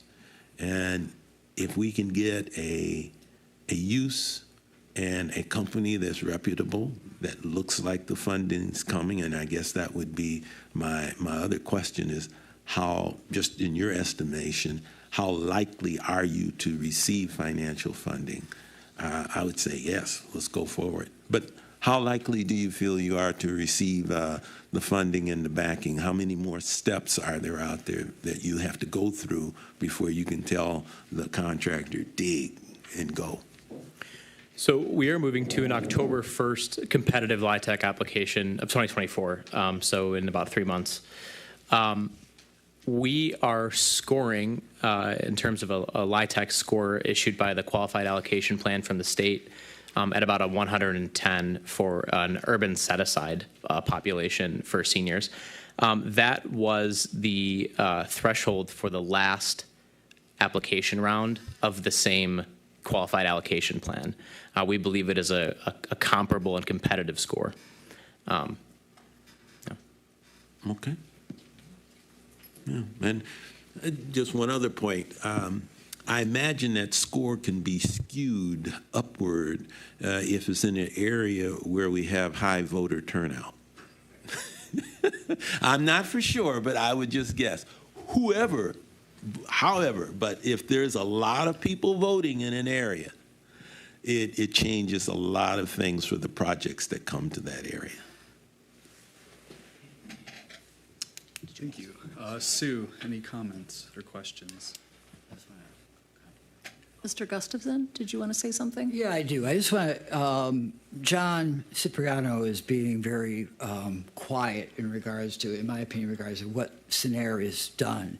If you look at what SENER, and there's information that I did provide the commission in hard copy in regards to narrative, plus also their company profile. I think it's important to know in 2023, they have developed over 120 units, valuing in regards to roughly about 95 million total development cost in regards to providing, actually, 265 units in 2023. And that is, it's Michigan and it's others, communities around in other states. And I think it's important to say that, when you look at MISHDA's state housing plan, the city of Pontiac right now needs 2,100 units now.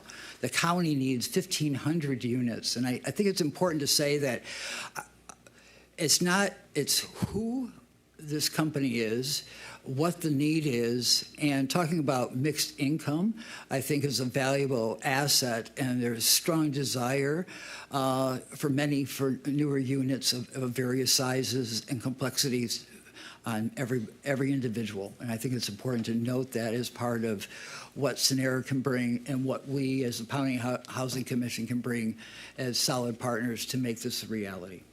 And that is a solid commitment on our parts.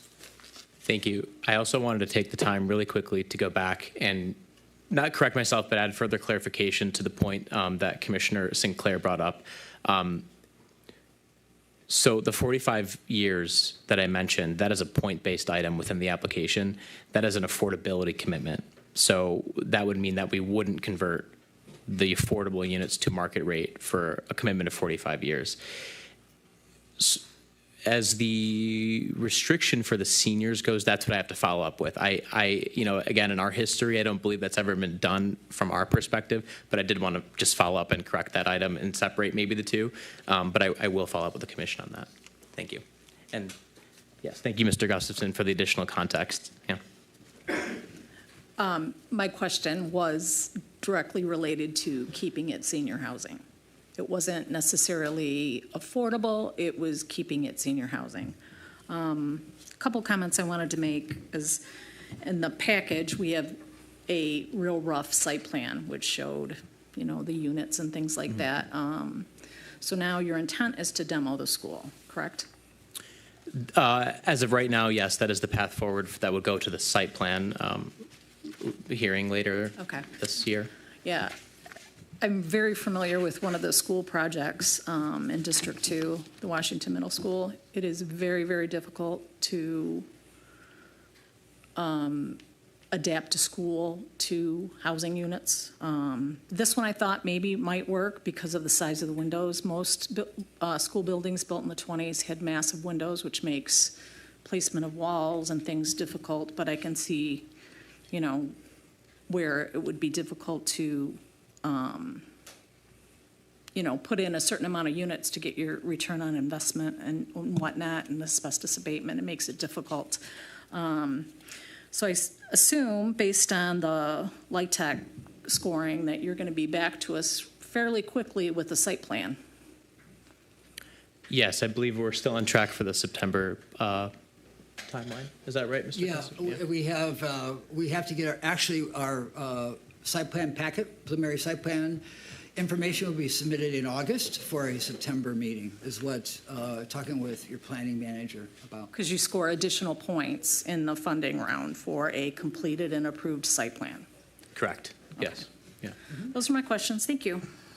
Thank you, Sue. Commissioner Shepard. I don't have any really questions. I think my main comment would be going to R3 from R1 doesn't really hurt us if these guys don't pull this off. It just makes it more marketable for the city to find a good user in there. I don't think we're just accepting, we're not going to end up with a garbage thing there. We're going to be able to choose and have more to say about the site. So that's all I have to say. Okay. Commissioner McGinnis. Thank you. So up on the screen right now, it spells out what R3 zoning would allow. And the first larger bullets are by right, meaning sort of there won't be any limitations or hurdles to clear for multiple family, single family, state facilities with 6 or fewer clients, townhomes, 2-family dwellings, which is, I imagine, just duplexes, but 2-family, community center building, parks and recreation, urban agriculture, community gardens. So that's what R3 would most easily allow if that rezoning is permitted.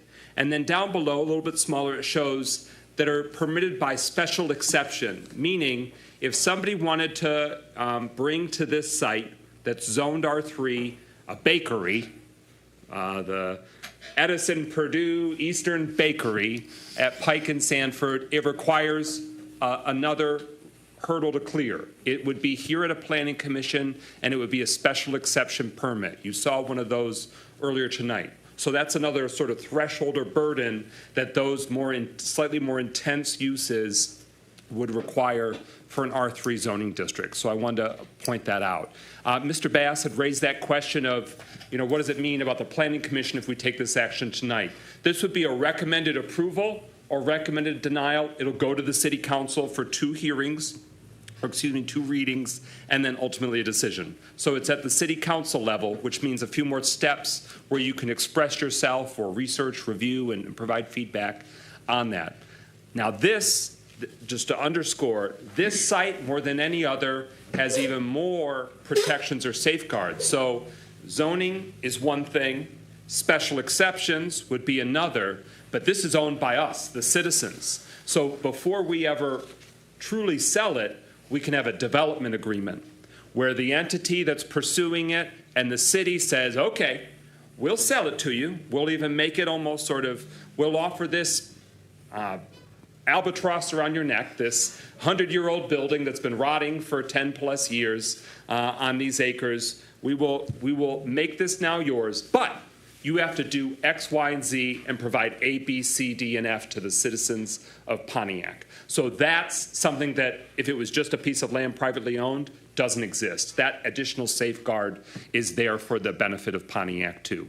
And my understanding, based on what the mayor has shared with me or what I've learned from staff, that's the expectation, that once this fully comes for a final sale approval, it would be a sale and a development agreement. That's been the city's policy the last few years when we're selling land, even if it's vacant land, we'll consummate this sale, but it's got to have X, Y, and Z guarantees in it, so that way you do what you say you're going to do. So as Commissioner Sinclair said, there's even another layer of what this entity with this particular proposal might have to agree to with the state, with what their funding might further constrict them further. So that's why we wanted to raise those questions. I think that the east side and this slice of Pontiac heaven can handle the multiple family living. Even if, I don't know if the zoning is, it could be grandfathered wrong, but at the southeast corner of Chandler and Francis, so kitty corner of the parking lot here, I think there's a 4-unit apartment. But along Pike, Sanford, Michigan, some of these Lois Lane, there are sometimes these smaller apartment buildings. They might not be zoned it because they've been around forever. It's before even zoning was updated. I think that this site with its larger land could handle multifamily. They're proposing 45 to 55 apartments. What Scenair has shown to the city and what you can research for yourself, they've done veterans housing in another state. I think that was in Wisconsin.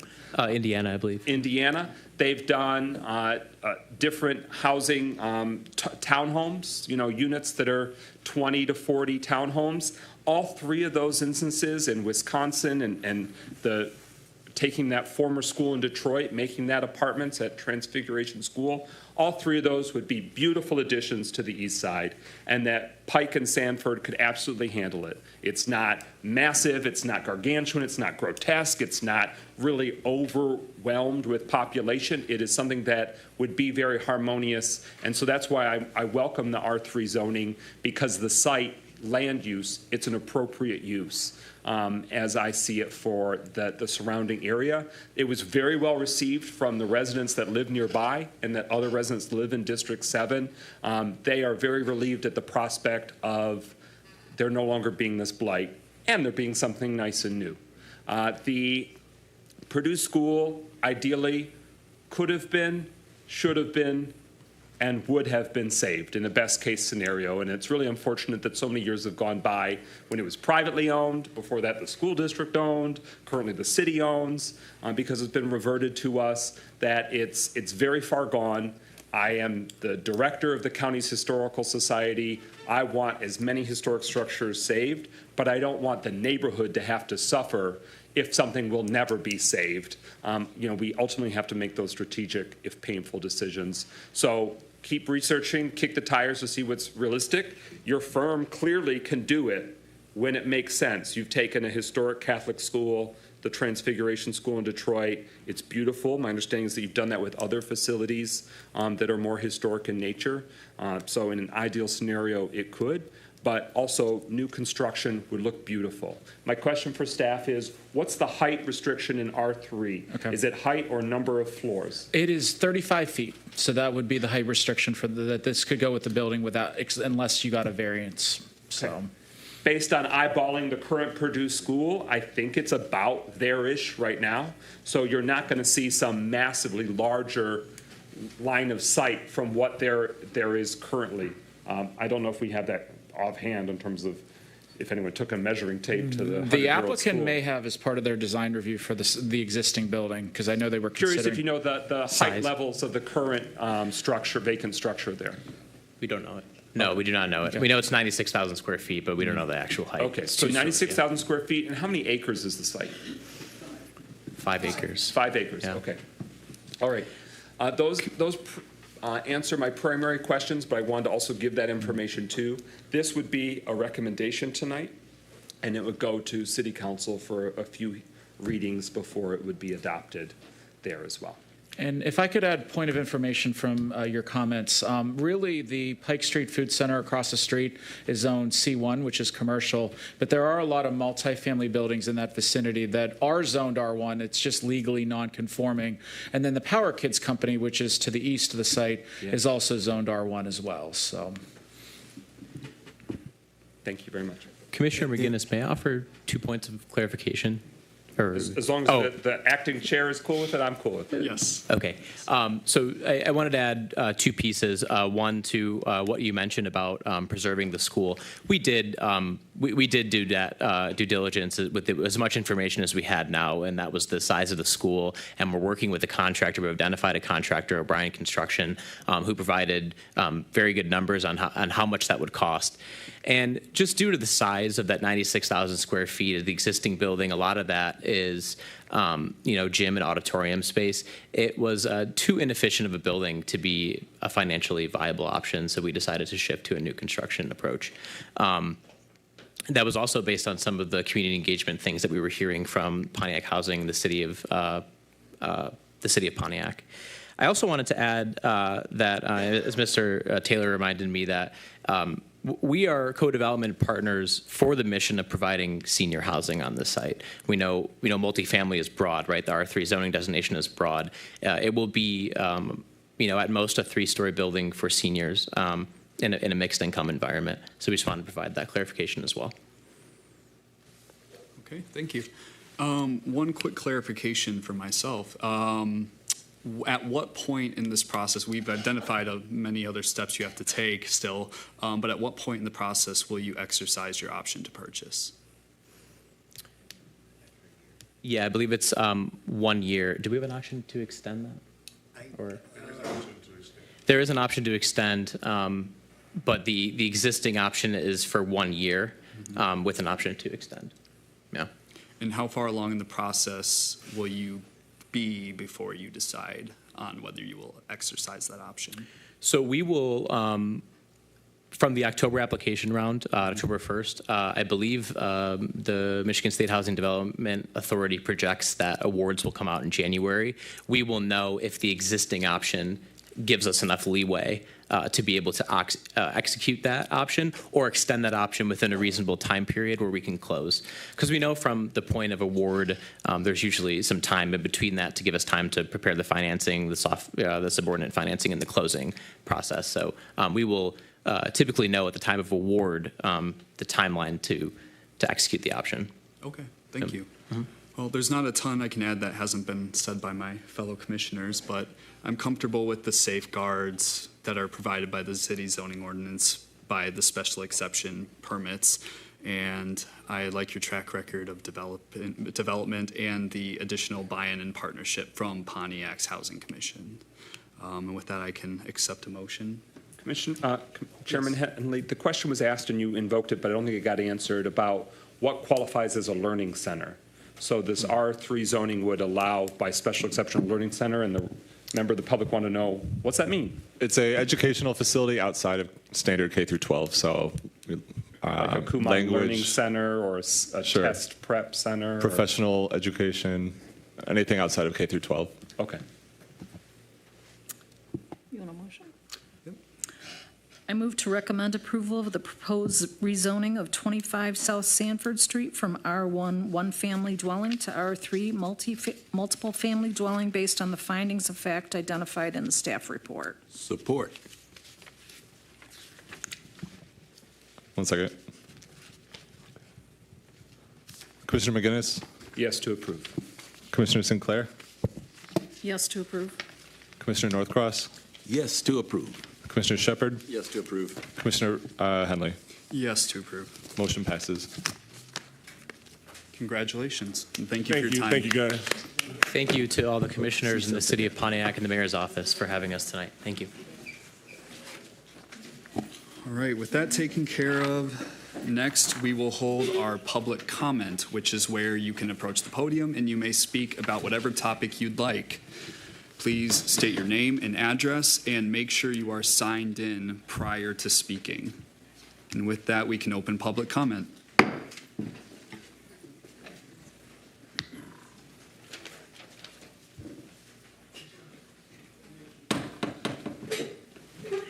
Hello, my name is Carrie Cook. I live at 97 East Longfellow, and I'm here to talk about the concrete crusher machine.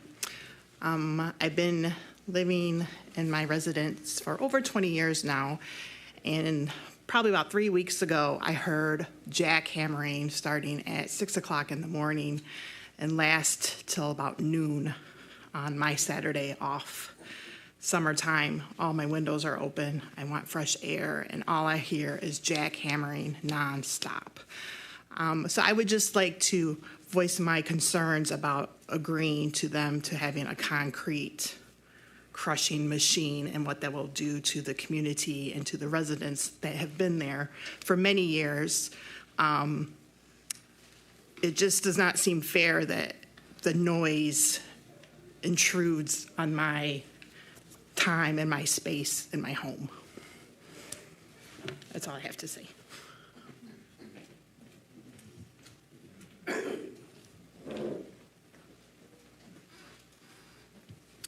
Hi, my name is Dana Pope. I live at 316 East Princeton.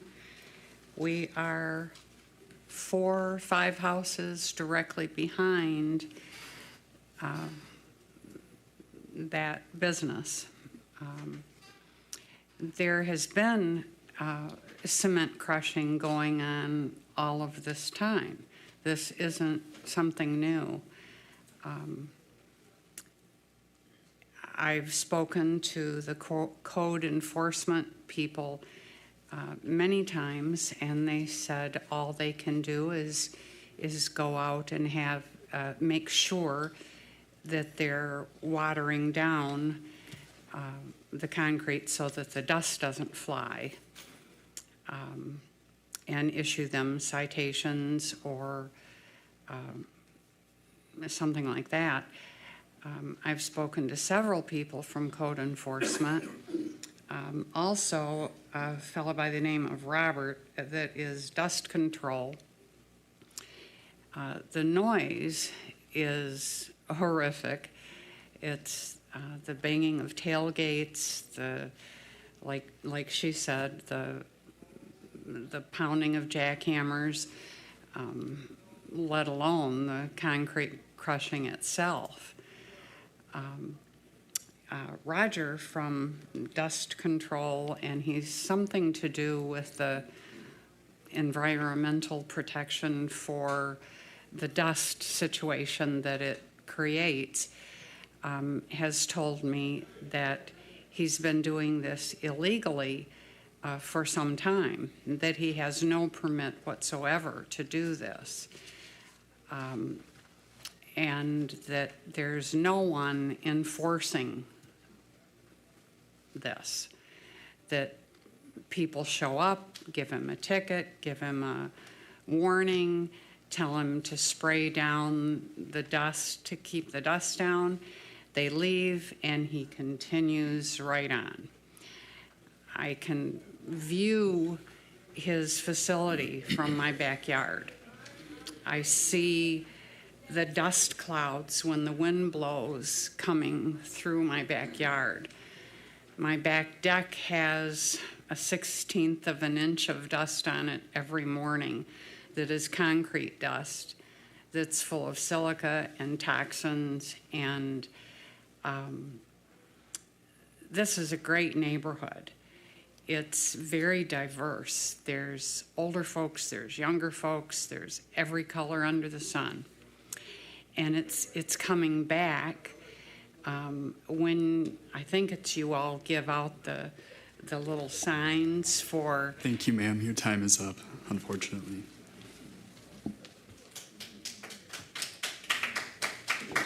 But yes, it's the Pontiac City Council that gives out the Pride and Beautification Awards.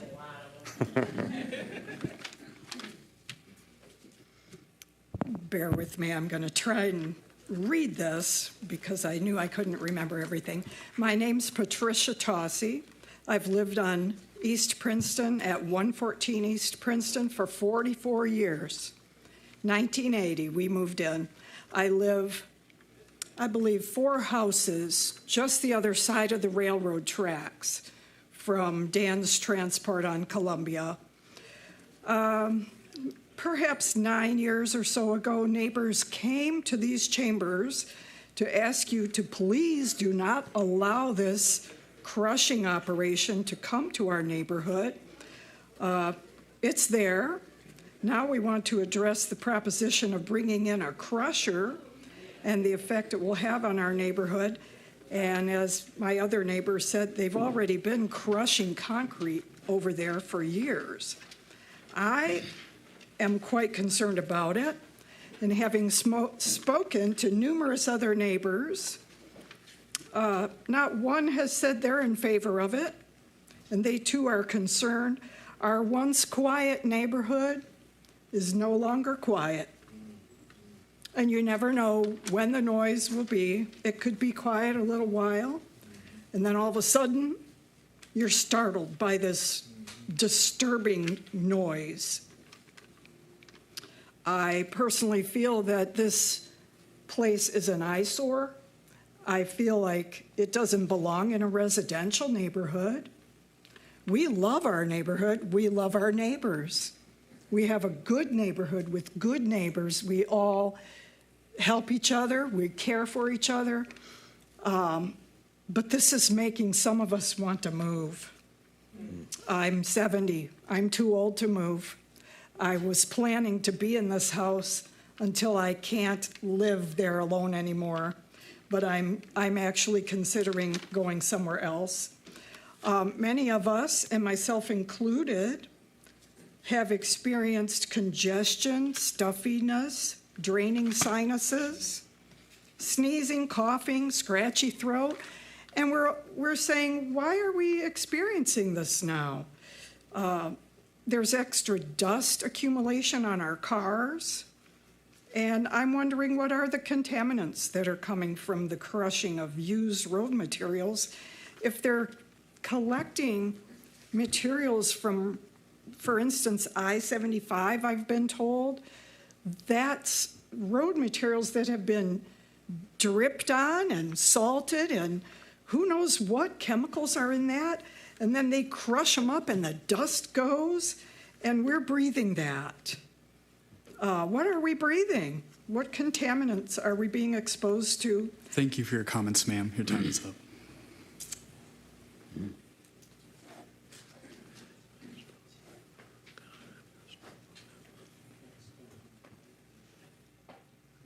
Hi, my name is Lonnie Fry. I live at 1338 Highwood Boulevard in Pontiac. I'm on the corner of Highwood and Princeton.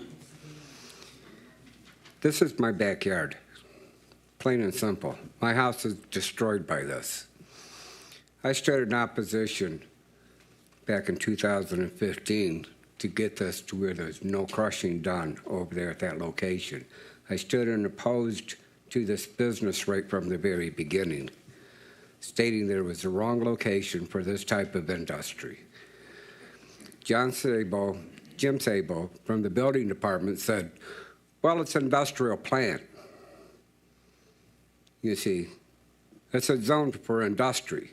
It's not zoned for industrial waste, which is the road stuff, and anything that comes off of it is waste. It has to be dumped into a wasteland. Not my backyard. My house is contaminated. I met with Randy Carter back in 2020. It's gone all the way to the State Department, the EPA.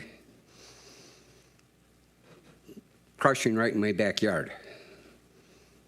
You know, I tried to sell my house the same as what she talked.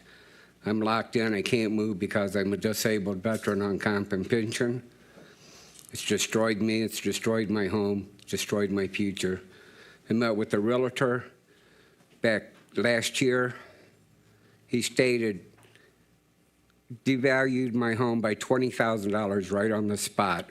Let me know that I was not going to get what I wanted to get out of my house. With the high prices of housing everywhere else in the country, there's no way that I can sell or move. You see, this industrial waste that comes off of this expressway, roads and so on, by federal law, it's not allowed in my backyard. It's supposed to be put into a landfill that's designated for that. So it's in violation of code right from the very beginning. And then the concrete silica that comes off of that we have to breathe, that's an automatic lawsuit because I'm right there and I'm going to sue. You bet your ass I am. My time is up. I'm done.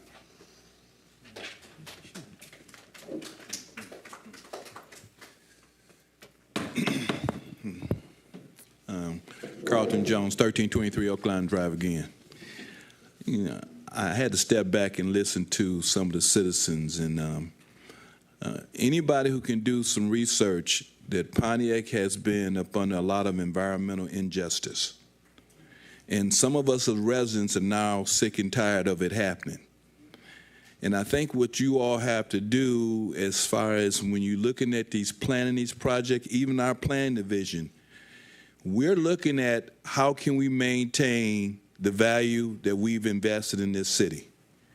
And we look for you all to be thinking that way too. I don't care how nice a project is, quality of life and your invested residents should be first and foremost in your thoughts. And I'm saying that because I come here to commend you all of the work you did last time we was here about a gas station coming into a community that didn't want it. I think you guys did a great job in representing the interests of the community, and I'm really, really concerned about those developers or people who think they can just override what people we got in positions like planning commissioners and the residents come out and say what they feel about a project, and then they think they can still come back to some other elected official and say something else. That's a mindset that whatever we need to do from our planning division to us as a city, we got to stop it. We have to stop it because if it's going on too long, that's why we got so many environmental injustice things in this city because we get taken advantage of. And we got to stop letting that happen. So whatever it takes to reinforce our guidelines, and we can't be afraid of somebody suing us. Because somebody say they could sue us, that last proposal that came for special exception and the Planning Commission all said no, the community said no, it should be end of story until they come back with something different. So I want you all to know that we support you, but we can't start getting weak in the knees because somebody say, well, we're going to come back and we possibly sue you. So what? Anybody can sue you. So I just commend the work that you're doing. I appreciate, I know you guys don't get paid a dime for doing what you're doing. I've been in the seat before. I've been a planning commission. So you're doing it the right thing, but taking consideration that this city for so long has been taken advantage of, and we sick and tired of it. And environmental things, you got to look closely at them. Look very closely at them. Sound, disturbing quality of life is an environmental injustice. Fumes, any kind of things like that. So just be careful with that. Thank you.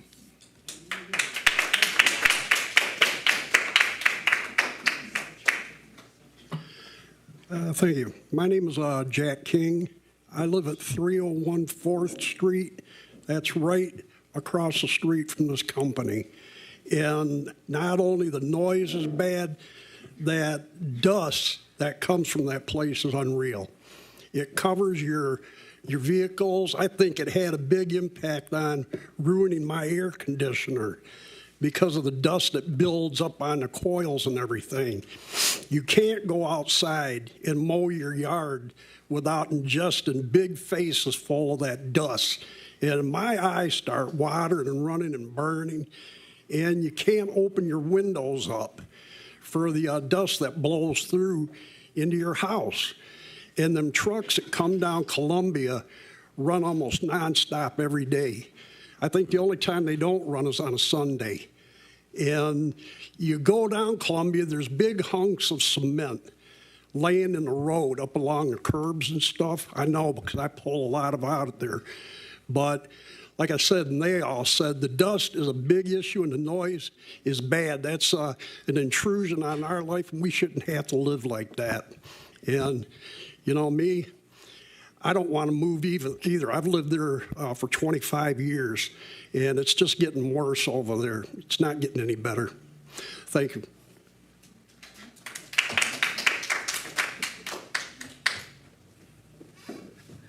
Please don't be tired of hearing from me, but I am.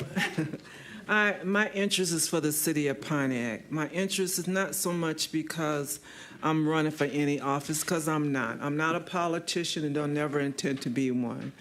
My interest is because I have lived here like Carlton Jones, and we are the same age, over 70 years. So with that being said, our interest is very important, and you have a lot of us here. But let me say this to you guys, okay? And I have sit through planning, and I'm not discrediting to you. I respect your capabilities, I respect your intelligence, and I definitely respect you as doing a job that's actually for free. So please, when I come to this podium, I'm not coming here actually to criticize you as your positions. I'm here to speak on behalf of the city and the residents of Pontiac. Pontiac, at one time, we had became a family. East side, north side, west side, you name it. Columbus, I don't care, you name it. We all became family. But what has happened over years, the things that you guys seem to look at is because the General Motors, the big three, has moved out of Pontiac. But one thing about the big three, they gave back. When they had a problem with pollution, they corrected that problem for their citizens and the residents, and they also opened the opportunity for us to say, okay, I hear you. With the companies that's coming in today, and you got to remember, you're putting this company on East Columbia, a gravel company. You have it on now two sides. You have it on the east side off Updike, and now you have it on the Columbus side. The pollution that's here is not just hurting our seniors. These seniors, including me, we are the path. We open up the doors for the young to have a place to stay. When we move out of this world, we hope to leave whatever we have accumulated to the next generation to upgrade it. But we can't upgrade it if these businesses are continuing to come into our city and take advantage of the planning. They get this property very cheap. But what they're telling me, and I've told the council this, they disrespecting planning. They're bringing things into the city that no other city will have them do. They have ran them out. They disrespect the city, so they disrespect the residents. They disrespect council, they disrespect the residents. We little taxpayers left they're riding off our backs because they are getting tax breaks for destroying us. So with all this being said, look beyond what used to be and look at what's here today. We are being destroyed.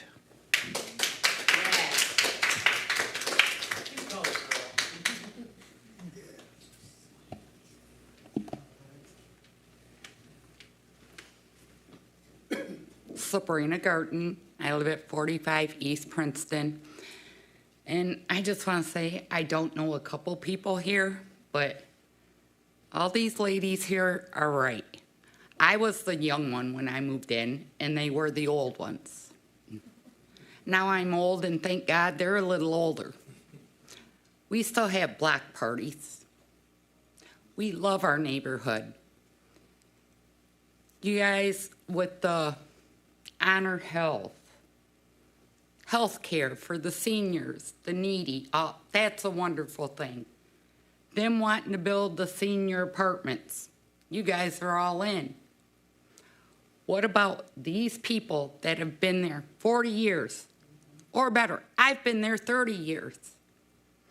All that stuff matters, but like she said, you're forgetting about us people. The people and what we need and want in the city. It's not just about tax dollars, tax breaks, what's gonna be. If we're not here, there won't be no Pontiac. We love Pontiac. Am I right? The dust, I have replaced 2 furnaces in 6 years, and I changed my filters. The stuff on our porches and sidewalks, it's just unbelievable. And I'm all for new business. I welcome new business. That crushing, my husband is actually a gravel train driver. When they slam those gates and empty those trucks like that, the drivers don't care. That's why it should not be in a residential neighborhood. And they don't just do it from this time to that time.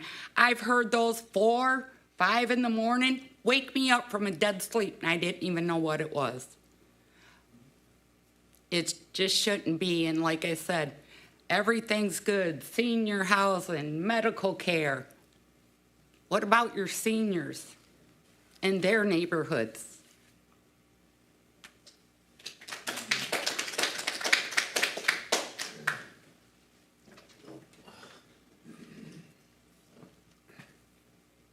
I'm Steve Pope.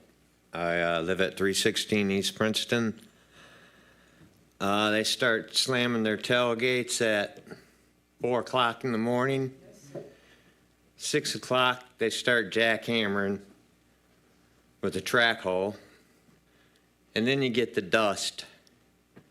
I've been cutting my grass before and had to quit and go in the house because of the dust. And the dust is insane. It's not right. You don't wash your car. You wash your car, it's going to be dusty in an hour.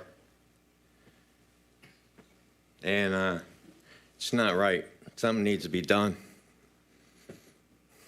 Let's go.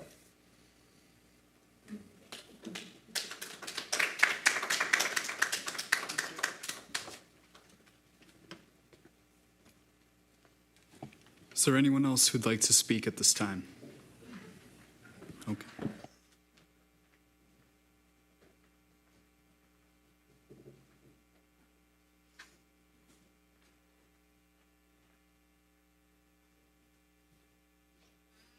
Do I press something or? It's already live. Okay. If you want to, you can bring the neck down a little bit.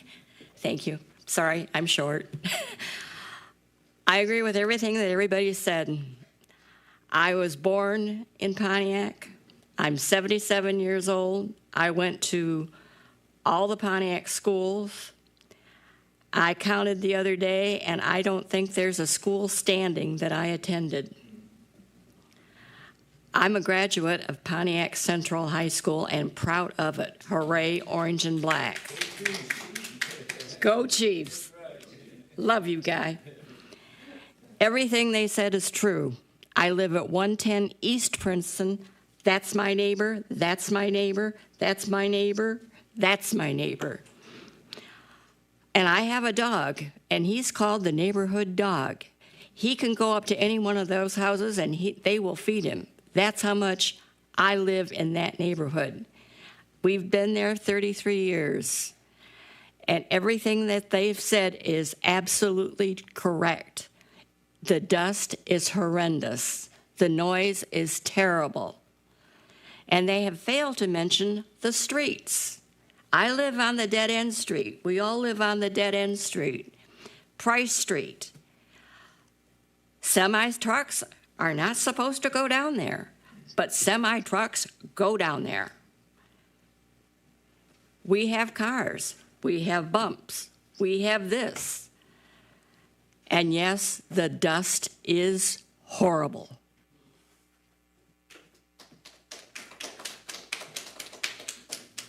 Final call for anyone who'd like to speak. And now we will be closing public comment. And Chair, if I may, I just want to provide some context to a lot of the information that the speaker shared. So as we mentioned earlier in the meeting, there is a public hearing that with the tabling tonight that will be planned for August 7th. But I did want to share that in 2015, as someone mentioned, there was an approval for an outdoor salvage yard. So they're allowed to store natural materials there. As part of that meeting, in the minutes, it says that, you know, are you sure to the applicant that the concrete crusher is not part of this approval? And the applicant conferred that it was not. And so current staff, as of in the last 6 months, has identified there's still crushing going on here. And so code enforcement has taken action. There actually is a cease and desist order that's been in place for about 2 months. And so I say that if you are hearing something, please contact code enforcement at the city of Pontiac. And if you give me just a brief second, it's 248-758-2800, and it's option 1. So 248-758-2800, option 1. Please do not wait to call, and I think that information will be helpful because it's my understanding that it has not been occurring, but you guys are neighbors. You're there more than we are, and that's why we have this code enforcement team. That's why we have this process. Please let us know because we have legal tools in place if those operations are still there. They're allowed to be on site. They're allowed to bring in materials off and on, but if they're using that concrete crusher, that's really the core of that application that is pending for Planning Commission at this time. So, I have a follow-up question. Does code enforcement deal with hours of operation? I have to imagine there are some time restrictions for any business. They do as part of the noise ordinance from the municipal code. So we have a few things in the zoning code, but for this it would be the municipal code as to noise operations. 4 o'clock in the morning is way too, that is not a compliance with our municipal ordinance. So that'll be part of, I think, their review of this case beyond tonight. So. And just to provide context for our neighbors, this is a request that the business is starting. The business is coming to the city, all of us, the citizens, and say, we want to do this, we want permission. So this isn't the city staff or anyone saying, this seems like a great idea, let's do it. It is their legal right to say, for our land, our property, we want to ask this. And it is our right to make that decision.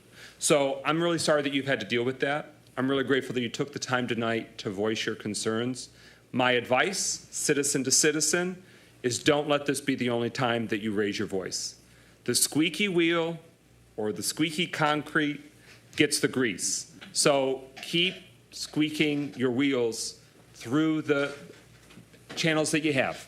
Your city council person, I'm sure you've reached out. One gentleman spoke to that he's reached out to his previous city council person no longer in office. That's an option for you.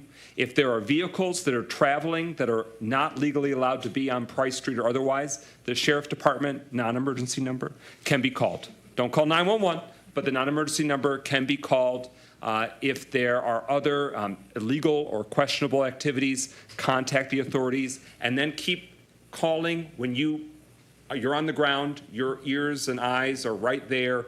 If something isn't right, doesn't seem right, contact code enforcement. We've seen in other neighborhoods throughout the city, those that make the point and go to the mat. It's unfortunate that it does come to that, but we do have something like 25,000 parcels, so there's a lot of places that need attention. But if you are a squeaky wheel, you will get more grease and get more attention, so that way everyone is following what they need to do. So thank you for being the heart and soul of Pontiac. Our residents are the heart and soul, so thank you for making a go of it and staying with it. Please keep us posted, the city, the broader we, so that way it can shape and inform what we're making happen together as a community.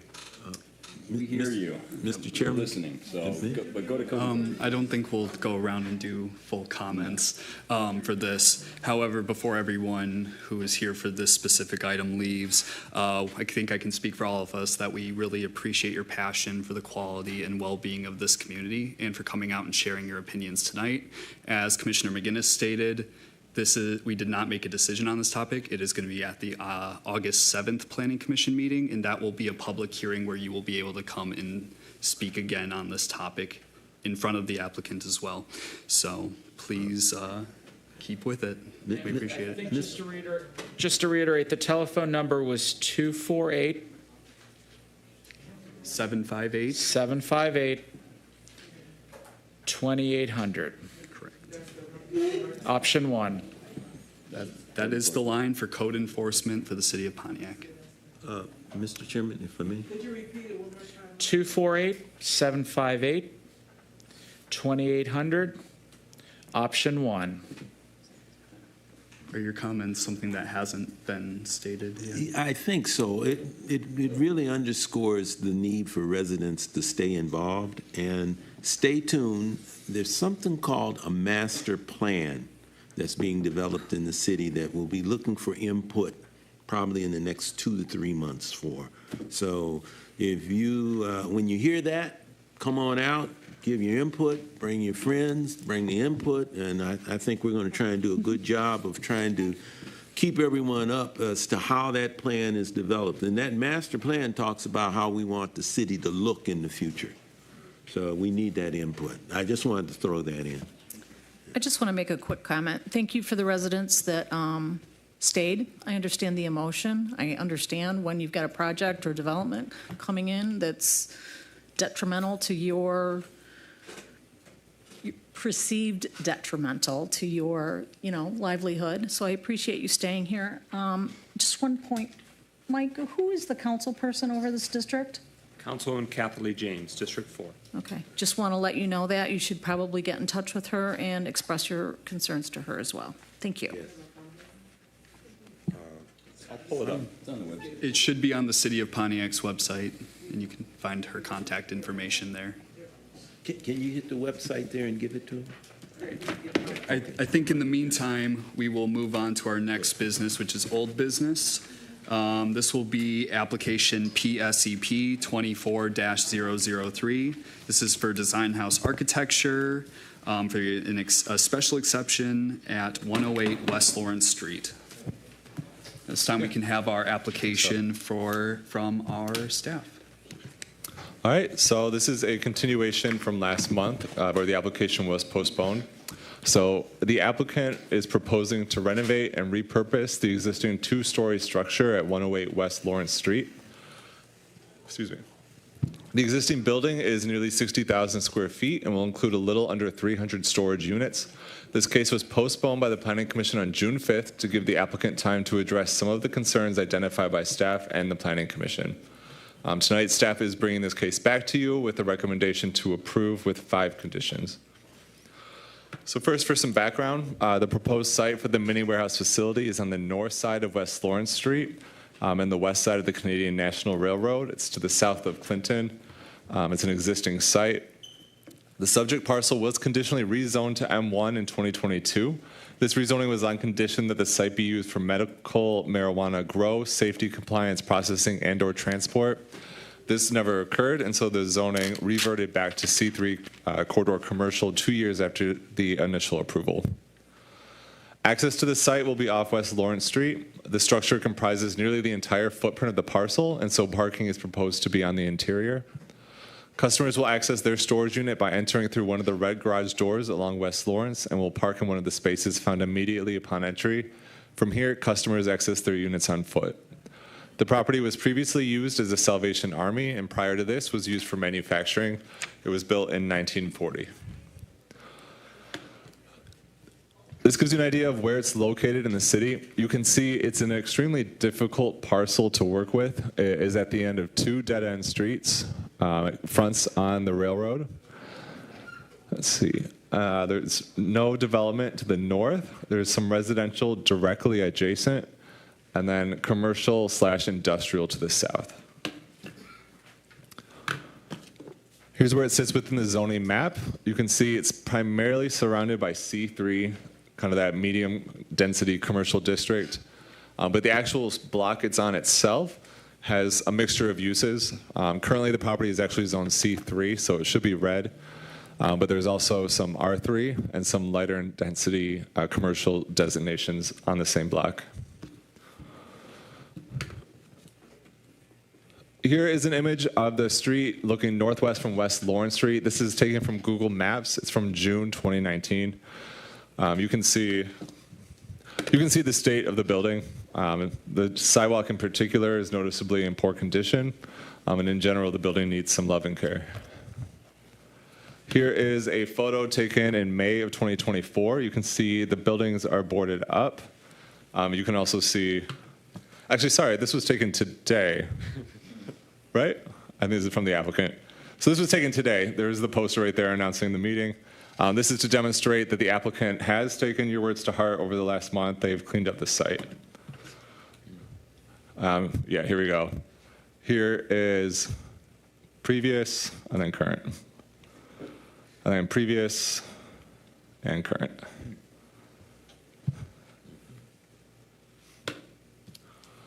Here is the proposed site plan. You can see that the property takes up the entire portion. The parking will enter through here. The front office is located over here. There are no entrances to the rear. There are some exits. However, there's no street parking or parking lots over here. So all customer activity will be off West Lawrence. Last month, staff identified this concern right here. The building does appear to extend a little bit into the railway. So as a condition of approval, we're recommending that we just get confirmation from the railway that they are aware of this situation and they have no issues with the site plan. Here are some changes that have occurred since last month. Windows have been added near the corners of the building, and a portal feature was added to the northeast corner, right here. Staff has some concerns that the changes at the north facade may make it look like the primary entrance for the building. This may confuse customers who may be unaware there's no parking on Clinton Street. So for that reason, staff is recommending that the proposed sign along the north elevation be removed as a condition of approval to just have that signage along the front entrance. These are the standards for approval for special exceptions. You've heard these many times before, so I won't go through them right now. And staff's analysis. While the master plan encourages mixed-use development to be of a residential and commercial combination, adding residential to the subject parcel for a mixed-use development would not be appropriate due to its location adjacent to a railroad and the historic use of the structure for manufacturing. The proposed use will not generate excessive amounts of traffic, nor will it generate excessive noise. The proposed use will not alter the essential character of the area, which is developed into a commercial and industrial neighborhood with some residential to the west. The proposed use does not involve hazardous substances or require stormwater pretreatment. The proposed use will not be a burden on essential public facilities and services. The site plans have been reviewed and approved by the fire department. The structure will be readily accessible to police and fire protection. With that, staff finds this proposal for a special exception use. Staff is recommending approval. Staff recommends the following 5 conditions. All operations shall be conducted entirely indoors. All the conditions of the associated site plan approval are honored. The adjacent sidewalks must be repaired to city standards. External security cameras are required along Clinton Street and West Lawrence Street. And the proposed sign on the north facade will be removed so as to not create confusion for customer traffic. And with that, I have sample motions. Thank you, Corey. I just wanted to summarize a few things. Can you bring up the facade? Really, the biggest change from last month is really that they've taken Planning Commission's, they should be commended for taking Planning Commission's words, adding some windows, adding some facade elements here. What's interesting is on the west side, there's actually residential properties. So you really, you don't want to be adding windows necessarily to that side. Now, to the east, you have the railroad. So that would be the middle one on the left. You know, there are some windows there, really only going to be viewable from the right-of-way, but it might allow light to penetrate in, so it might be a benefit to maybe someone inside just as much as outside. And what's interesting on the north side, so Clinton Street is really an alley, and there's a lot of no parking signs on there. It's really not fit to accommodate customer traffic in its current setup. So really, West Lawrence Street is most appropriate. And so it is nice that from when you're driving on Huron Street, you're going to be able to see this improved facade with a couple windows and stuff like that. You can definitely see on the bottom right the improvements. Our recommended condition is that there not be signage here because it's going to misdirect traffic to this street. And so I just wanted to provide context on Corey's staff report. I think you can ask the applicant about the overall current workflow plan of, you know, are those emergency exits? Would anyone be entering from there? There is a possibility for a parking space or 2, but we just didn't want, again, and that's in the cul-de-sac, but we just wanted to make sure there were no safety issues, and really West Lawrence Street should be the primary entrance. This was mentioned last month, but this is one of the lowest intense land uses when it comes to traffic, just because once these things are up and operational, you're not getting very much traffic. Someone may visit this thing weekly, monthly, and they're coming for a short period of time. You're not having a lot of vehicles come in and out, except the occasional when they're actually loading or unloading an entire unit. So really, there's not a large concern. And then if you think about the residential properties that are on this street, while there may be some people there during the day, most of the time the demand for parking on that street for those residential properties is in the evening at night, but the demand for this type of building is more during the day, during operating hours, and in the early evening. So really they're offsetting to each other, and staff doesn't see a conflict. So thank you for that. Thank you, Mark. Do any of my fellow commissioners have any questions for staff before we have our applicants approach the stand? No? I do. I have one. Okay. Comment. I guess I don't understand why we would tell them not to put their sign on the road. You got 40,000 cars a day driving by there. Why would we want to handcuff them on that? I understand your thought, but to me, it's like, why not give them the visibility to help them succeed there? So. I think that's for Planning Commission to deliberate. Okay. So. All right. Thank you. Yep. If we have nothing else, we'll have our applicant come up. If you'd like to provide any more information or context to anything staff has said, now is your chance. Of course. Good afternoon, Council. Name's Hunter Galbraith with Design House Architecture, 3300 Auburn Road, Auburn Hills, Michigan. Corey summed it up really good. Just a couple points I want to touch on really quick. Like Corey said, we listened to the council or the commission a month ago. We went back to, I talked with the client or the owner, and we redesigned a little bit, starting obviously with the first one with the landscape maintenance. The team has been out there for partially part of last week and all of this week cleaning it up, and they're continuing to clean it up more. And as we move further into the project, it's going to be concurrently maintained, so there won't be any issue pertaining or future issues with keeping that landscape up to par. With the facade treatments, again, like Corey stated, there is residents right next door. Don't want to add too many windows because that does provide a security risk, and keeping them on that east side, on the railroad side, it does prevent any type of light pollution going on to those resident neighbors, and keeping it more in the areas that aren't going to be affecting local residents. With that, also the railroad approval, I have been in coordination with the railroad. We are working on getting final signatures as of yesterday. So that final railroad agreement should be completed any day now. I did provide this morning the coordination email with the railroad stating that it's all approved and we're just waiting on signatures. I'm not sure if you got that or not, but the other item, the traffic in the area, like I said, is a very low impact. I also provided Corey this morning an example project that we did in Brighton, stating that over a 7-day week, the total amount of traffic that that a storage project would bring to an area is a total of 10 cars a week. That's less than 1.5 cars a day, and the one being the manager, if there is a manager. Because a lot of these buildings do have newer state-of-the-art remote managing systems to where only a manager is required on site for, I mean, really, if there's a leak or some type of cleaning that needs, or not cleaning, they'll have a janitor for that, but for any type of repairs or anything like that. So the remote management system allows people to rent, access their unit and everything without there being an on-site manager, but that also goes hand in hand with a higher state-of-the-art security system, providing more security in the area and just the street overall. And then I'd also like to touch on the whole, the sign on the north. I get the concern with that being pertained or understood as a main entrance, but with the address of the building, the main address of the building is Lawrence Street. The sign on that northeast corner was a request of the client because you can see it over the railroad from that northeast intersection at Woodward, and it does provide a lot of potential value to the project. So I'm here if you have any other questions, or try to do my best to answer them. Thank you for the additional information. Mike, do you have any questions for our applicants or any other concerns? I share Commissioner Shepard's perspective. I think it would be unnecessary for us to add that condition.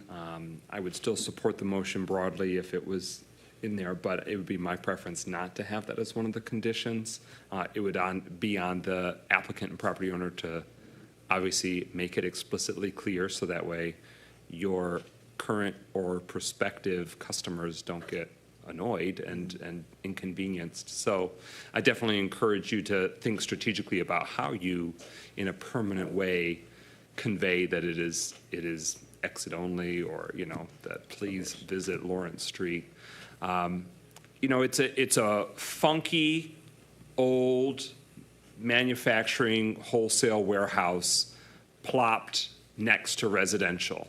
And if we were developing a cornfield or a fallow lot, this is not exactly how we do it. But we're marrying and blending a historic, centuries-old city that was built of various different modes of transportation and various different land uses. This seems like the likeliest and most viable use for this otherwise funky building where it's located. I don't dislike the building. I like the building. I'm not saying it's funky isn't bad, but it's funky in terms of how it works with the land. There's such close proximity right on a grade separation railroad that wasn't there many years ago. It was at street level previously, so that adds even further complication to this building. As staff said, the residential option just wouldn't work because that would be intensive in parking and other, sort of volume and intensity on what's already a high volume residential street. So I'm very receptive to this, and I appreciate the work that you and your team have done to make it more of an amenity and asset and more aesthetically pleasing for your customers, of course, but the current and future residents of Pontiac, that matters. But I don't feel the need to have that condition of approval about the proposed sign removal. If I could add a piece of clarity really quick, just to that north facade, those north entrances. All those exits are existing entries, and they're on a kind of a mid-level. So you have your first floor, your ground floor, and then there's a second floor in the building. But all of those exits onto Clinton are about a half floor up between the two. That's not saying that they couldn't be used as entrance, but definitely wouldn't be the main entrance. If you're renting a unit, your unit's closer to one of those doors, you have access to the entire building at any time. So there's no restrictions on allowing renters and users into those doors, just not the main entrance, like was stated. Thank you. Tim, you got anything? Nothing more. Okay. Sue? I tend to agree with staff regarding the signage. It's a storage facility. You're going to be driving a box truck, possibly a vehicle with a U-Haul trailer on the back. Not everybody is talented in maneuvering a vehicle with a trailer attached on the back. So I agree with staff on the north signage. And I just hit a question regarding the 2 bays that you have. 3. You've got 2 bays that you can back a vehicle in, right? Mm-hmm. Can't entirely back a vehicle in it. So when you're unloading, it's going to be open, correct? That's not the intent. I mean, they definitely can be open, but there is room in there with the existing loading bay for vehicles to back in, unload onto carts or whatever it may be, go over to the elevator, go up either the half floor to the main floor or up to the second floor, depending on where their unit's at. I guess my question is, if you back a box truck in there, you can't close the door. With larger vehicles, yeah, no, that wouldn't be possible. What security measures are in place to potentially, if somebody else wanted to enter while somebody's unloading and they're on the 3rd floor or whatever, how many floors is this, 3? 2? There's 2. 2, and then there's the loading area is about. So if they're on the 2nd floor to their unit, what prevents somebody from walking in? So all the entrances and the elevator are all, they would all be restricted access to people who only have a unit. They'd be provided a key card, a key code to gain access to not only the loading doors, but once you're further inside the building, the elevators and any doors past that, like any further doors within that point. Okay. So you're saying the loading is completely separated. There is a fire rating that I know that is required with interior loading like that. So that entire space would be separated, and you would require a code or, like I said, a key card, something to gain access to the elevator to go up, or the stair to go up to your unit. Okay, so there's no way to access it. No. Okay, great. It answers my concerns. Thank you. Thank you, Sue. Chris, you got anything? No questions. No questions. All right. I guess Sue kind of answered my questions for the most part. So the garage doors, those will be shut during business hours, only to be opened with a key card or code access, correct? Yep. Okay. You'd have a lot of them have, like I said, the remote programs have apps on your phone nowadays. So you'll pull up, almost like your garage door, you'll open it up, pull in if you have a smaller car, close the door behind you. Or if you have a bigger vehicle, you back in and the door would stay open, but there's no access past that point unless you have a unit. Okay. And I know this is not going to be a very high intense traffic generator, but in the chance when you're opening and many people are moving their stuff in, where do you anticipate the overflow of traffic and people trying to get in and unload their stuff? How are you anticipating to handle that? There are, I believe it was 5 spaces that we provided within the building.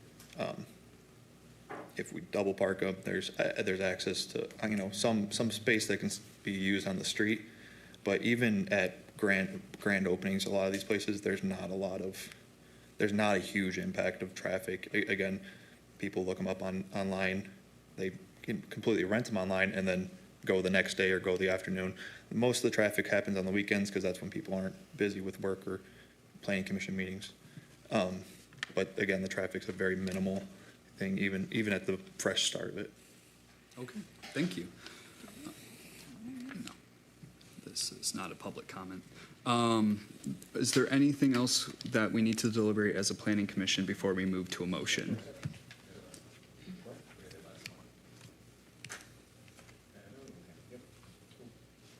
for us? We were talking about the public hearing that happened last month. Okay.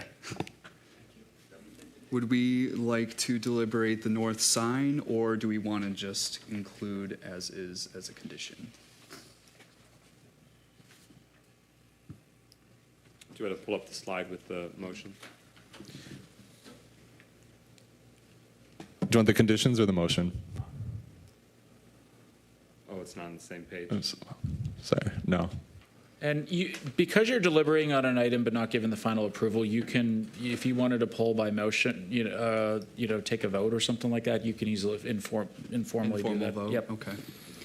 All right, we are voting on whether to keep the north sign on the building, or in other words, to eliminate that condition. Mike? I support keeping the sign and eliminating the condition. Okay. Tim? Same as Mike, I would keep the sign. Okay. Sue? I say remove the sign. That's right by Pontiac Creative Arts Center. I think when they have events, they don't need any further unnecessary traffic there. And I support removing it. Chris? I would say remove the sign, keep it clean. Making me, oh boy.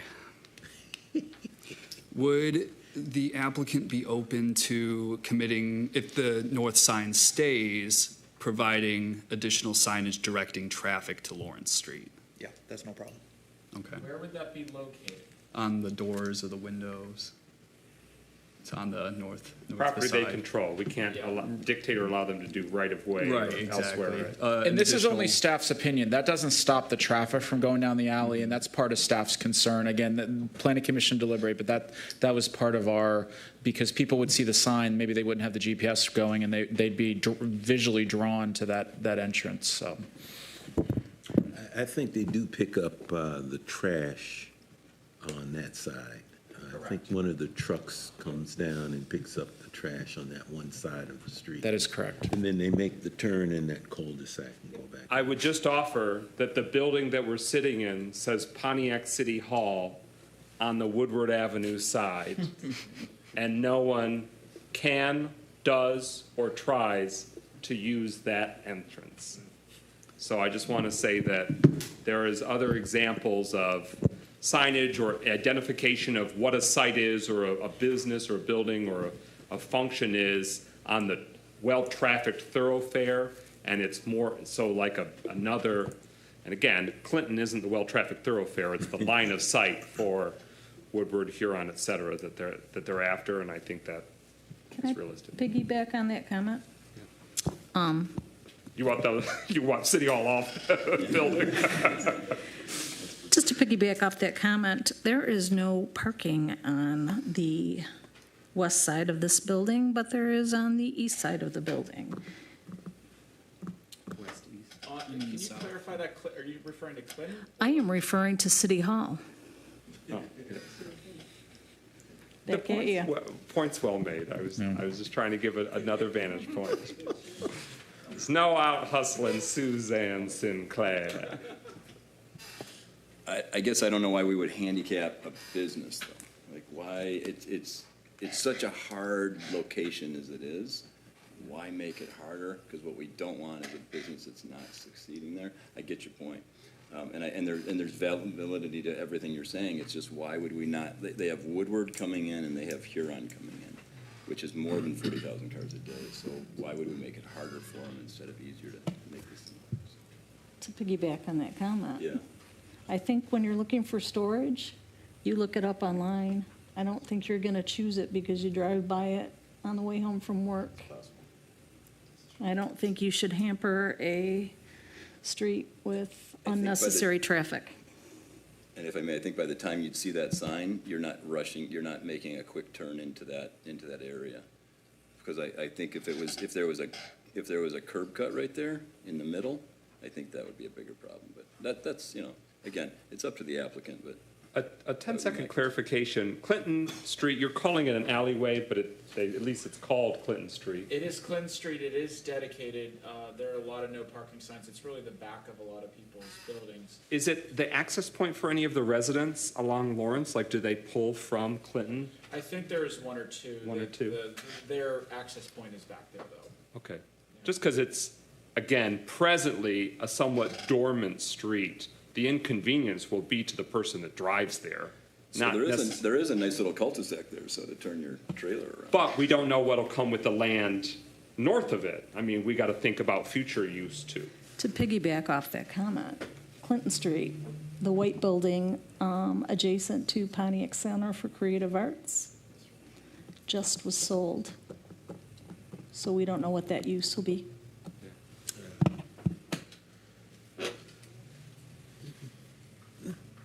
Anything you'd like to add, Chris? No, I just think that without a sign, I think that the aesthetics works better without the signage and everything. And the fewer the signs, the better for me. for the applicant, I think I saw on the elevations that just around that corner, there's the same sign, but on the east elevation, correct? Mm-hmm. And is that sign visible from Woodward Avenue? Not as much, just because the angle of the building and the roads and everything, because they are mostly parallel to each other. So it's a little bit more difficult to see that, but I think there was a rendering in the packet that was included that kind of showed that view from Woodward.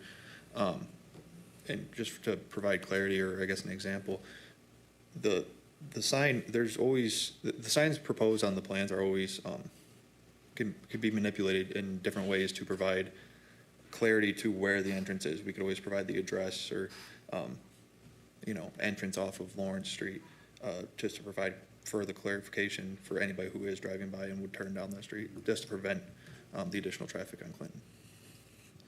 Just want to add something. So if we have a sign on the east side and you can see it from Woodward, in case you haven't heard, where the Woodward loop is being reconfigured, so you might get 40,000 cars by that way.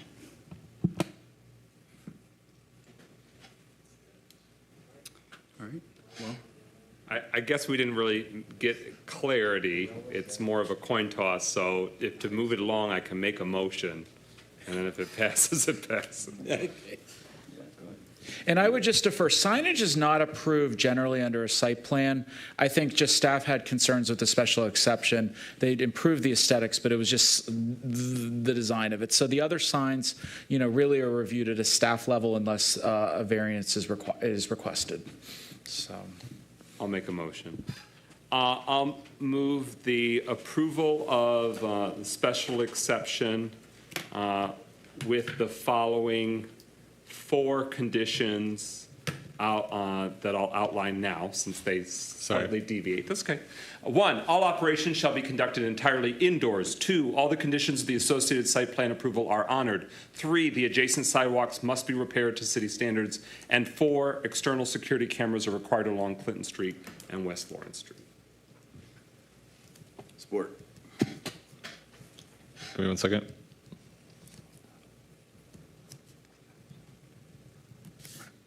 Commissioner Northcross?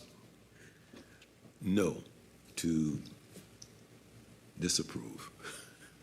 Commissioner Sinclair? No. Commissioner Shepard? Yes, to approve. Commissioner McGinnis? Pass. All right, Commissioner Henley? Yes, to approve. Now you come back to me. I just wanted to ask the attorney a procedural question. With the composition of the body right now, there are 5 members present. Is 3 a sufficient majority for adoption? Yes. Okay. I vote yes. I had to preserve my ability to vote no in case we then need to reconsider with the additional conditions. So I was trying to, parliamentary procedure, save us a minute. All right, motion passes. Thank you. too far, we have your site plan next. Next on the agenda is SPR 24-014, Design House Architecture for the site plan review at 108 West Lawrence Street, starting with our staff presentation. All right, so we've discussed much of this already. So the applicant is proposing a mini warehouse facility at 108 West Lawrence. They're proposing to repurpose the existing building on site without any change to the footprint. Typically, repurposing the existing building without adjusting the footprint would not require site plan approval, but since this is a special exception permit, the site plan is required. So all special exception permits are required to go through the site plan. Yeah. That's good to know. Thank you. The case was postponed by the Planning Commission on June 5th to give the applicant time to address some of the concerns identified in the staff report and by Planning Commission. Again, here's the building. It takes up the vast majority of the parcel. Just a little sliver over here is undeveloped. It extends slightly into the railroad. The applicant has been in communication with the railroad, and we should be soon receiving that signed letter. Access is off West Lawrence Street. There are garage doors. Customers will pull in, park inside, and then access their unit from there. The main office is also accessible off of West Lawrence Street. They are proposing 5 parking spaces, which is 1 space less than is required by the zoning ordinance. However, the ordinance gives the Planning Commission the authority to grant a waiver. So as part of your motion to approve, if you decide to approve, we recommend a condition to waive that 1 parking spot. Here are the proposed floor plans. You can see the units are laid out. The proposed facade, we've already been over this.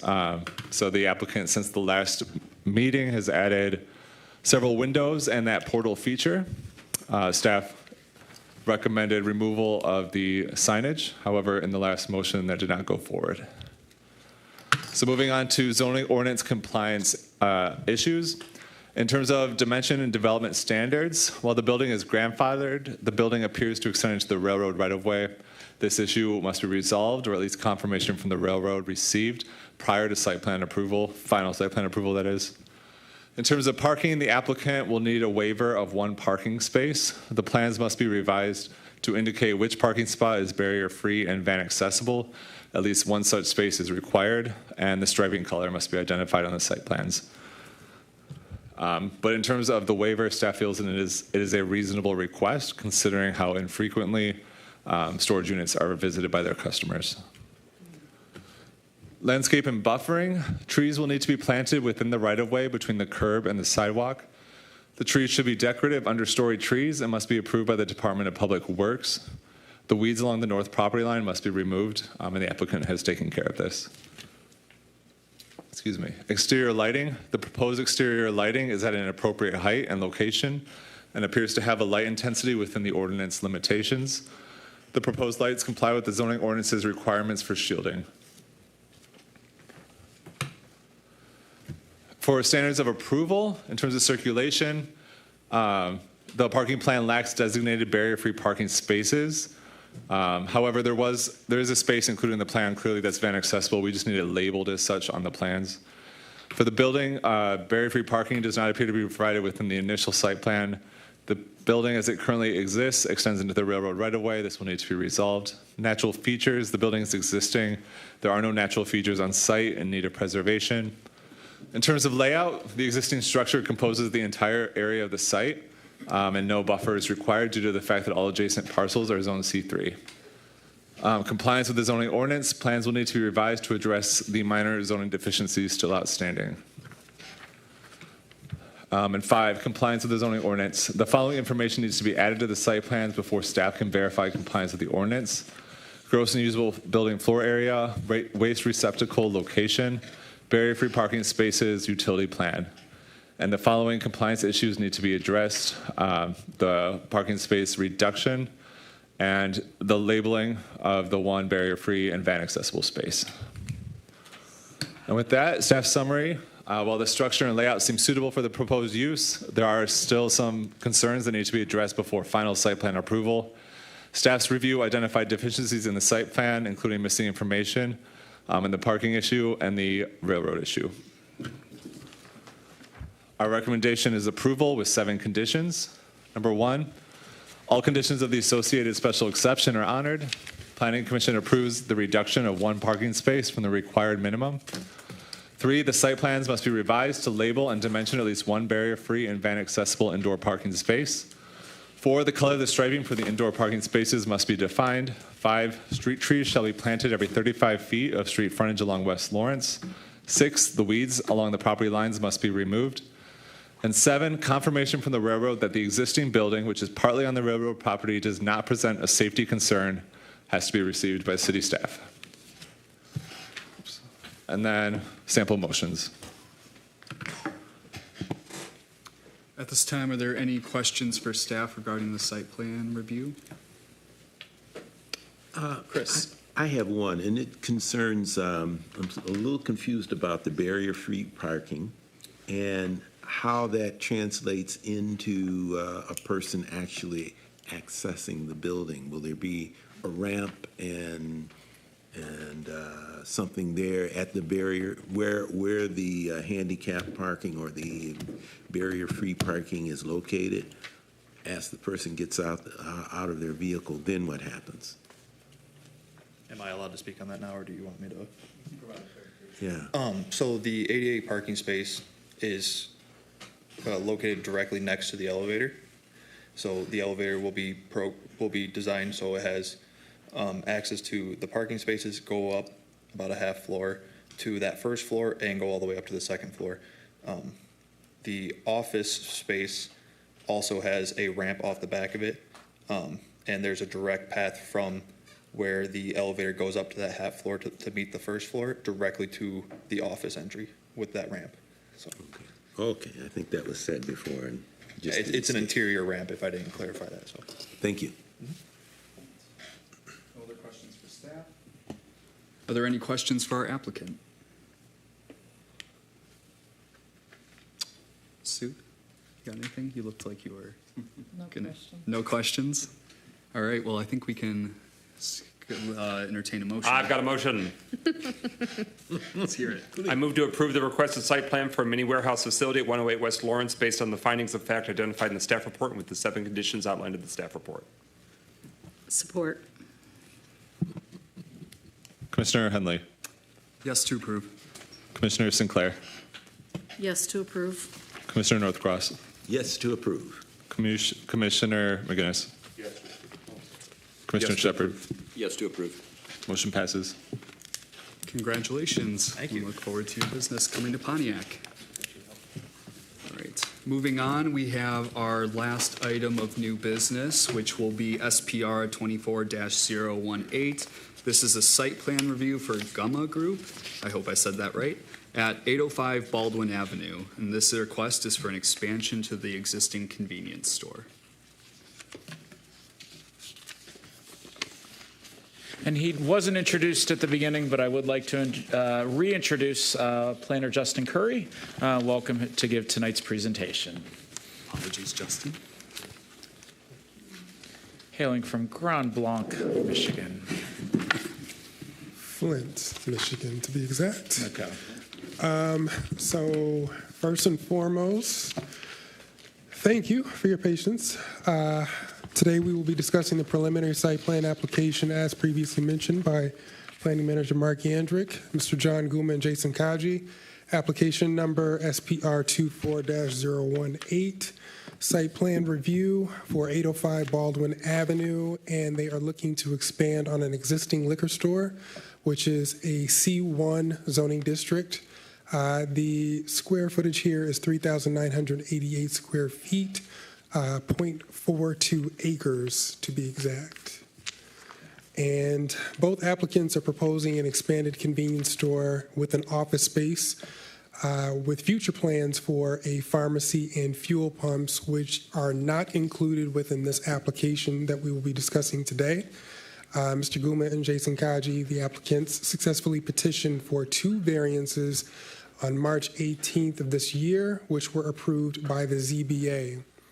On April 2nd, 2014, the City of Pontiac Planning Commission approved the proposed site plan review and special exception permit for 805 Baldwin, Big Daddy store with the following conditions. one being a minimum 5% site landscape cover required in front or side yard, minimum 3 street trees required, a trash enclosure of masonry walls on 3 sides, and a gate is required. The proposed building spans 1,833 square feet with the following setbacks: from the front, 108 feet to the building and 49 feet 3 inches to what will be the future pump island. From the side, 0 feet to the building and 30 feet to the pump island. From the rear, 4 feet 7 inches to the building. The property again is zoned as a C1 local business district and must maintain a 20-foot minimum setback because of the zoning requirements. The property is uniquely situated with 3 frontages on 3 streets, which we will go over here shortly. One on Baldwin Avenue, front of the line, one on Merrimack Street, side street lot line, and the last being South Merrimack Street, which is the rear lot line. And as you can see here, we happen to have the front, side on Merrimack, and rear here of the South Merrimack. And we happen to have a visual here of the zoning map. As you can see here, the color code is a C1 local business. And we happen to have an image here of the site plan. The 2 images here outlined in red are the proposed expansions on the site. And as we stated here previously, gas pumps not part of the approval today. For a staff review here, we decided that the fact it's an existing site, the applicant is proposing a simple rear yard expansion. Most of the requirements in the zoning ordinance are either not applicable or the current conditions are grandfathered. The applicants did not propose any new landscaping or exterior lighting in submittal. The parking lot will remain as is and comply with the zoning ordinance. The site plans indicate proposed fuel pumps, but this will require a public hearing to be held after the moratorium is lifted. Any motion for approval should be included and condition that the fuel pumps be removed from the final site plans. And while the applicants are not proposing any changes, staff has observed potential off-site impacts and is recommending landscaping improvements to mitigate these effects, which I previously stated here. If you turn your attention here to the top, these 2 X's represent potential trees here. Arborvitae is what staff suggested. And we happen to have squares here, which also represent additional pairs of trees. And Justin, I don't mean to interrupt. The marks are in the road, but really what the intention for that is it would actually be behind the sidewalk and on the property. But that's just for illustrative purposes that Justin placed them in the road. So thank you. Yeah. Thank you, Mark. All right. And on the bottom here, we happen to have an image here of what the rear of the liquor store looks like. Apologies, it was a little shaded. It's not a clear picture. And for the standards of approval, for circulation, the site seems sufficient for traffic and pedestrian circulation. There are 2 access drives, one off Baldwin Avenue and another on Merrimack Street. The current structure does not impact adjacent properties adversely. The natural features, there are no existing natural features on site in need of preservation or buffering. Site layout and screening, mechanical equipment needs to be shielded, which means an enclosed dumpster, preferably with a gate. As previously stated here in the previous slide, compliance with the zoning ordinance, the site plan must be revised to include a legend as well. Staff recommends the Planning Commission approve the requested site plan with 6 conditions. No grass parking is permitted on or off site. Mechanical equipment needs to be shielded from the public rights of way. When final site plans are resubmitted, the 6,195 square foot expansion on the adjacent property and the 3 proposed fuel pumps must be removed. Ensure that the revised site plans accurately reflect this change. Landscaping improvements must be installed as follows. install a minimum of 2 arborvitae shown as X in the previous slide at the northwest corner and 2 canopy trees shown as squares also in the previous slide of the southwest corner in the designated landscaping areas. Ensure that all new plantings are drought resistant and suitable for the local climate. Street trees must be planted along the Baldwin property frontage, and they are to require the rear concrete and curb apron. And these are the motions. Thank you, Justin. I just wanted to real quick reiterate some of the things that Justin mentioned. Really, in 2014 with the previous approval, and I believe that was for the liquor store, there were some site plan things that were never installed. And so there were some that were, but some that weren't. So we're really reiterating some of these. But I think the key thing in staff's recommendation to Planning Commission tonight is there's not a lot you can do to buffer the residents to the behind, but we are looking for a cleanup of the pavement, the curb apron, and to put in 2 trees and 2 arborvitae. It's minor, but it just mitigates the impact because this is a more intense use. They'll be using the dumpster more, and this is really the means to be. This is the time to be able to require that. So, thank you. Thank you, Mark. Thank you, Justin. Go down line here. Any questions for staff? We'll start with Chris. Yes, I'm trying to, I was looking at the other plans that had the gas pumps installed, and now we have trees that are going to be planted along Baldwin, and that's between the street and the sidewalk? Yep. Okay. And that's per zoning code. Yep. Okay, okay. And the area to the south where on the older plans with the gas pump, it had existing asphalt. That asphalt exists. It'll continue to be there. Is there anything that's going to happen there, or?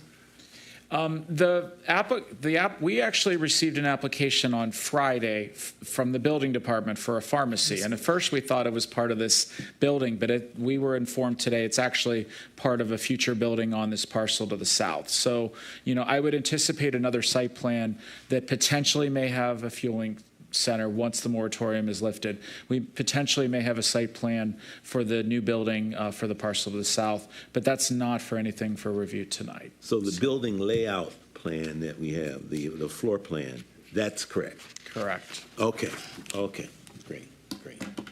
No, that's pretty much all my questions. Okay. Sue, you got anything?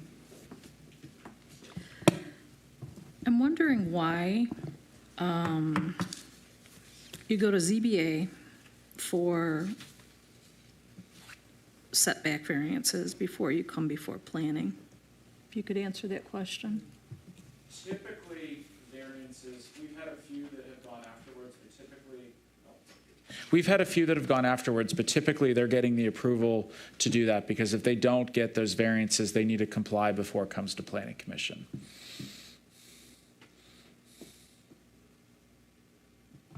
Okay. I'll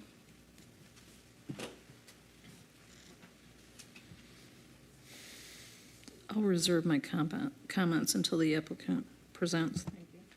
Thank you, Sue. Tim, do you have any comments or questions? Mike? All right, at this point, we'll have our applicants come up, add any additional information or clarifications that you wish.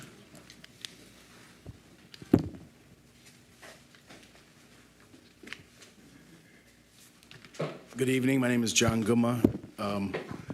My firm prepared these drawings. We are in agreement with staff's report as far as adding some additional landscaping and cleaning it up. Jason has taken the store over from his father back 2014? 2012. So with changing of the times and the neighborhood's changing, he really needs this expansion to go through because he's bursting out at the seams as far as the different types of product you can get. You can get 10 different kinds of bottled water and so on and so forth.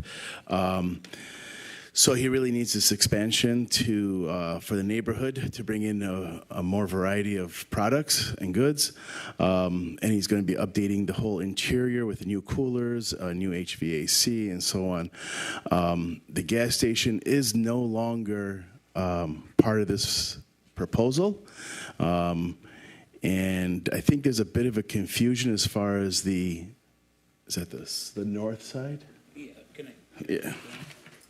Good evening, commissioners. Let me just tell you, Commissioner McGinnis, I wish I had your energy, let me tell you. But just for clarification here, obviously we're not here for the gas pumps. We're here for the approval of the expansion, whether with the gas pumps in the future or not. We were planning on doing the expansion regardless. It's been time, it's been a while. The city needs it, we need it. Regarding the pharmacy, I don't know what the confusion is about that, but we currently have a space next door that they were going to lease just temporarily. So that's where that came in at. So it's a little it's a confusion on the addition is what you're talking about. So is this not part of the footprint of the existing building or the two additions that are here tonight, but it's really, is it a future addition to this building, or is it a separate building to the property to the south? No. Can I go up there and show them? Go to the site plan. Yep. So this is the store. This would be the pharmacy. Oh, okay. Yes. Okay. Nothing on the vacant land, no new buildings. It's within the building. Okay. So for those purposes, that could be included in tonight's approval. A pharmacy use doesn't require any additional special exceptions, so I would take that under consideration for tonight's approval then. Is there anything else the applicants would like to add before we go back to our commissioners? No, that's pretty much it. It's pretty much just a standard adding an addition. Like you said, we're going to revamp the whole inside of the store. We're going to revamp the outside. We're going to obviously make it look a lot better than what it currently is. If you have any other questions, just let me know. Thank you. Chris, well, I know you have something you'd like to ask, so why don't Well, you kick us just off? clarification, the light bulb went off that I'm understanding the drawing. And on my drawing, the pharmacy is labeled as tax office. Is that the same area? So, yes, pretty much. Okay. So we'd be expanding, yes, that to answer your question. I don't want to confuse anybody any more than what's going on here. Great, So, okay. Along that north wall, yeah. yes, yes. And a final site plan, we're definitely going to want to see a layout, and this area is the liquor store, this area is the pharmacy, this area is the income tax, or any other use as part of that approval process. So, okay. Yes, that would be provided. Okay. Chris, do you have anything else? Well, this is more just for my own information. With the addition of the food, the prepared food, there'll be no inside seating.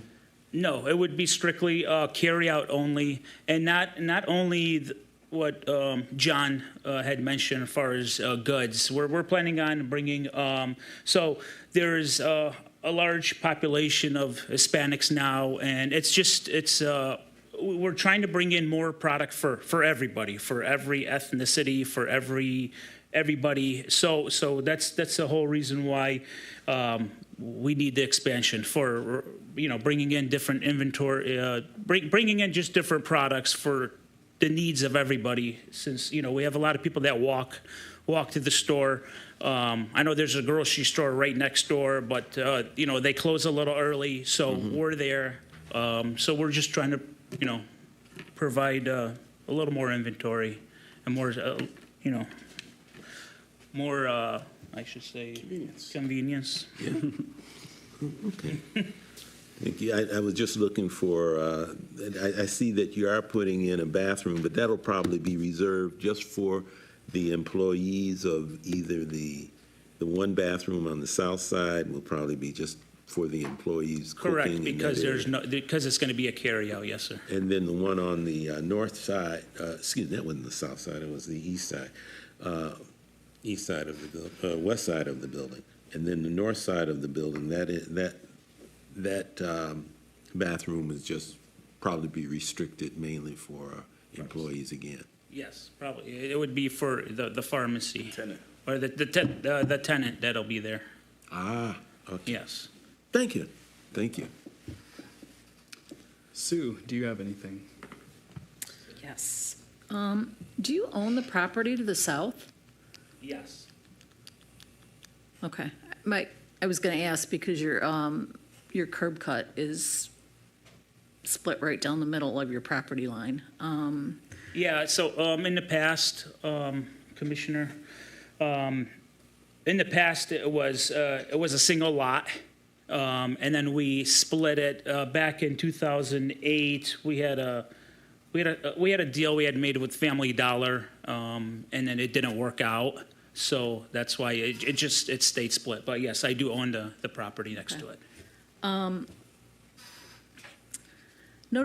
Noticeably absent for me in your elevations are the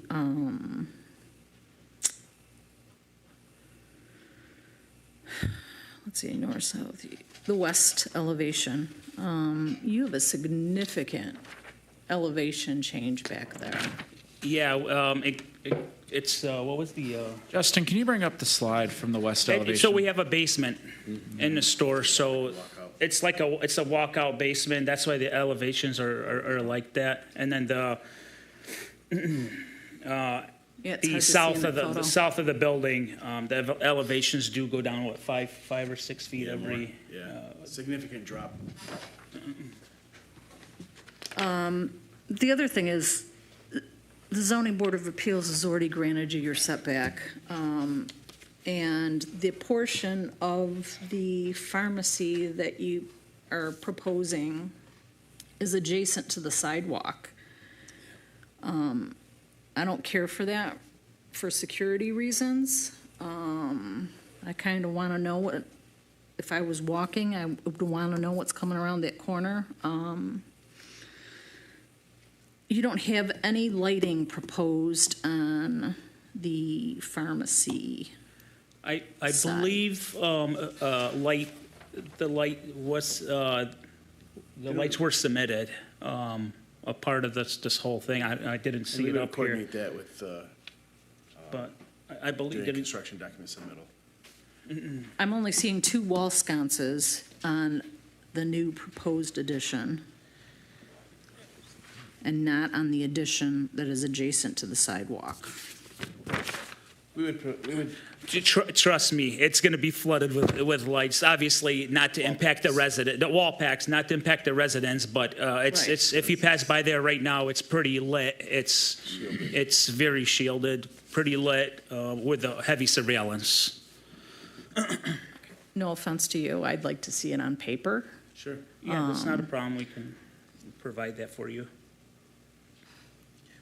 And because you're so tight on these setbacks, and it's really not part of this, that whole dumpster enclosure and how you're accessing it from the building just seems awkward to me.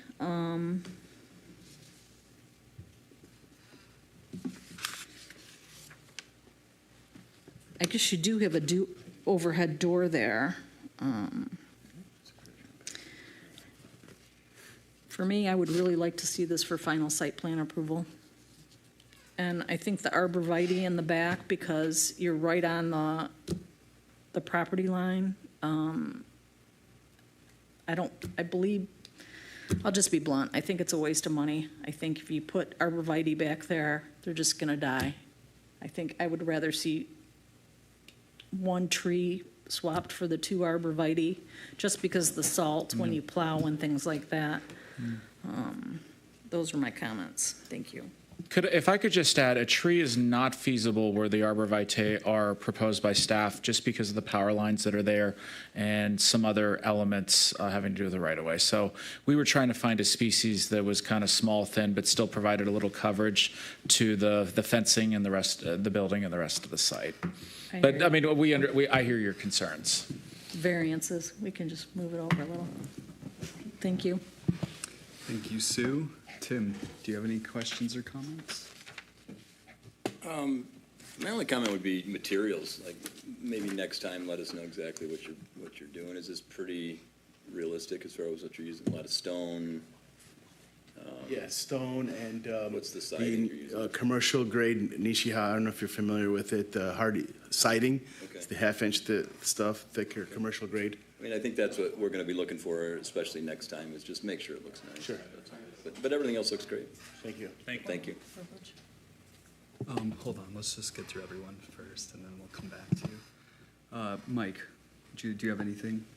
I have nothing further. I think it's a great addition to the existing business. Thank you for the generations of your family being a very prominent business in our city. I have had somebody waiting for me for dinner for a very long time, so if I stay any longer, I might lose my significant other. Thank you. We still have quorum, I think. Make the motion quick. If I could give a point of information just from staff, the zoning code is only requiring certain facade materials from the front side along Baldwin. You absolutely, as Planning Commission, have the right to review what is being proposed on the other sides. I think the applicant should provide that, but I just wanted to review. We do not have regulations in place today that really, for a site plan process, that really affect the north and the west sides. So.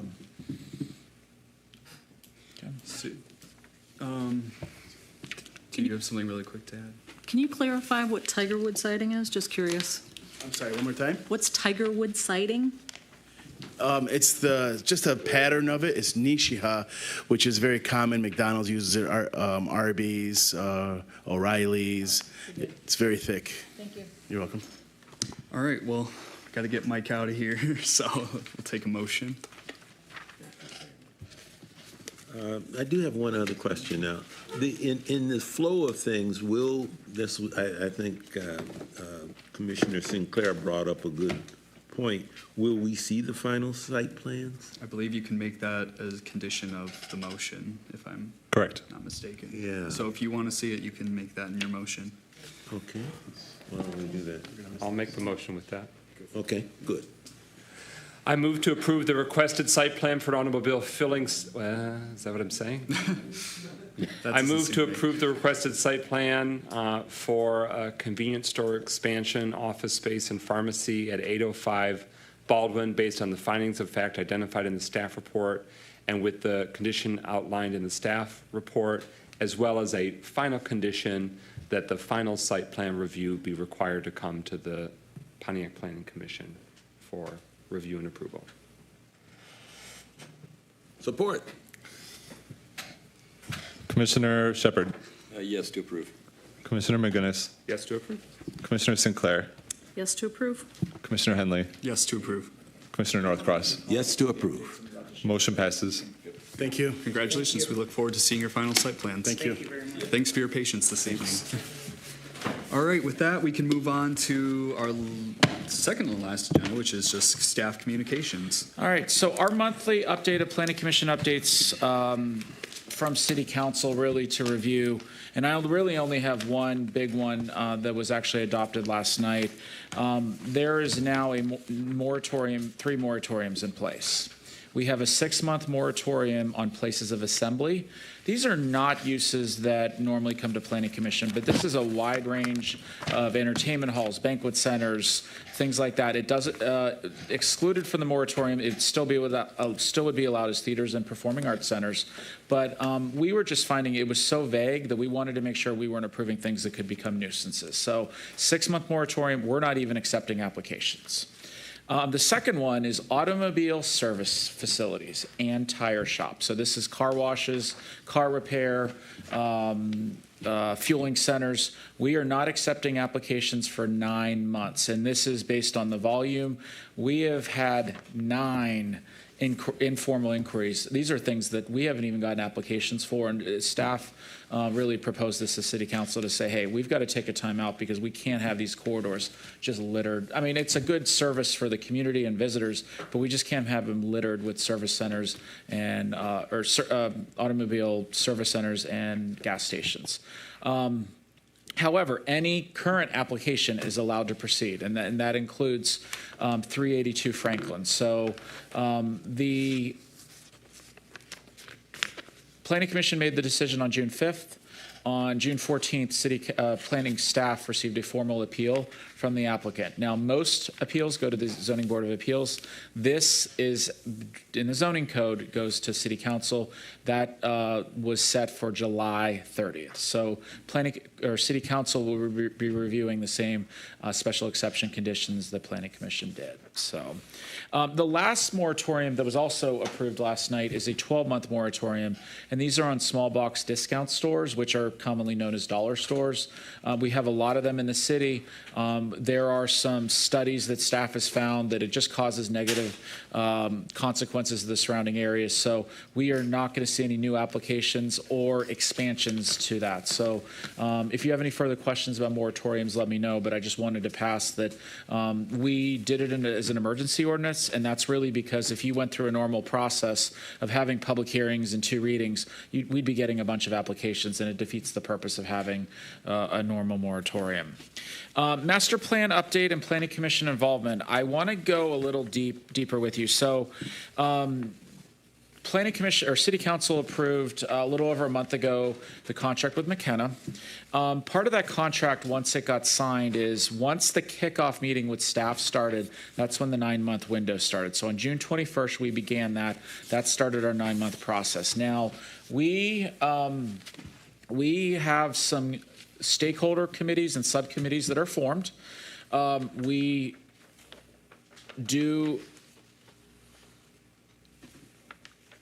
do not, and I just thought of something but not related to this, forgive me for a second. So those committees are formed. They're going to be meeting, those are not public meetings, but they're going to be working together with a consultant to get feedback and whatnot. So I'm working with McKenna on the dates. I actually have tentative dates right here. I'm giving him some feedback.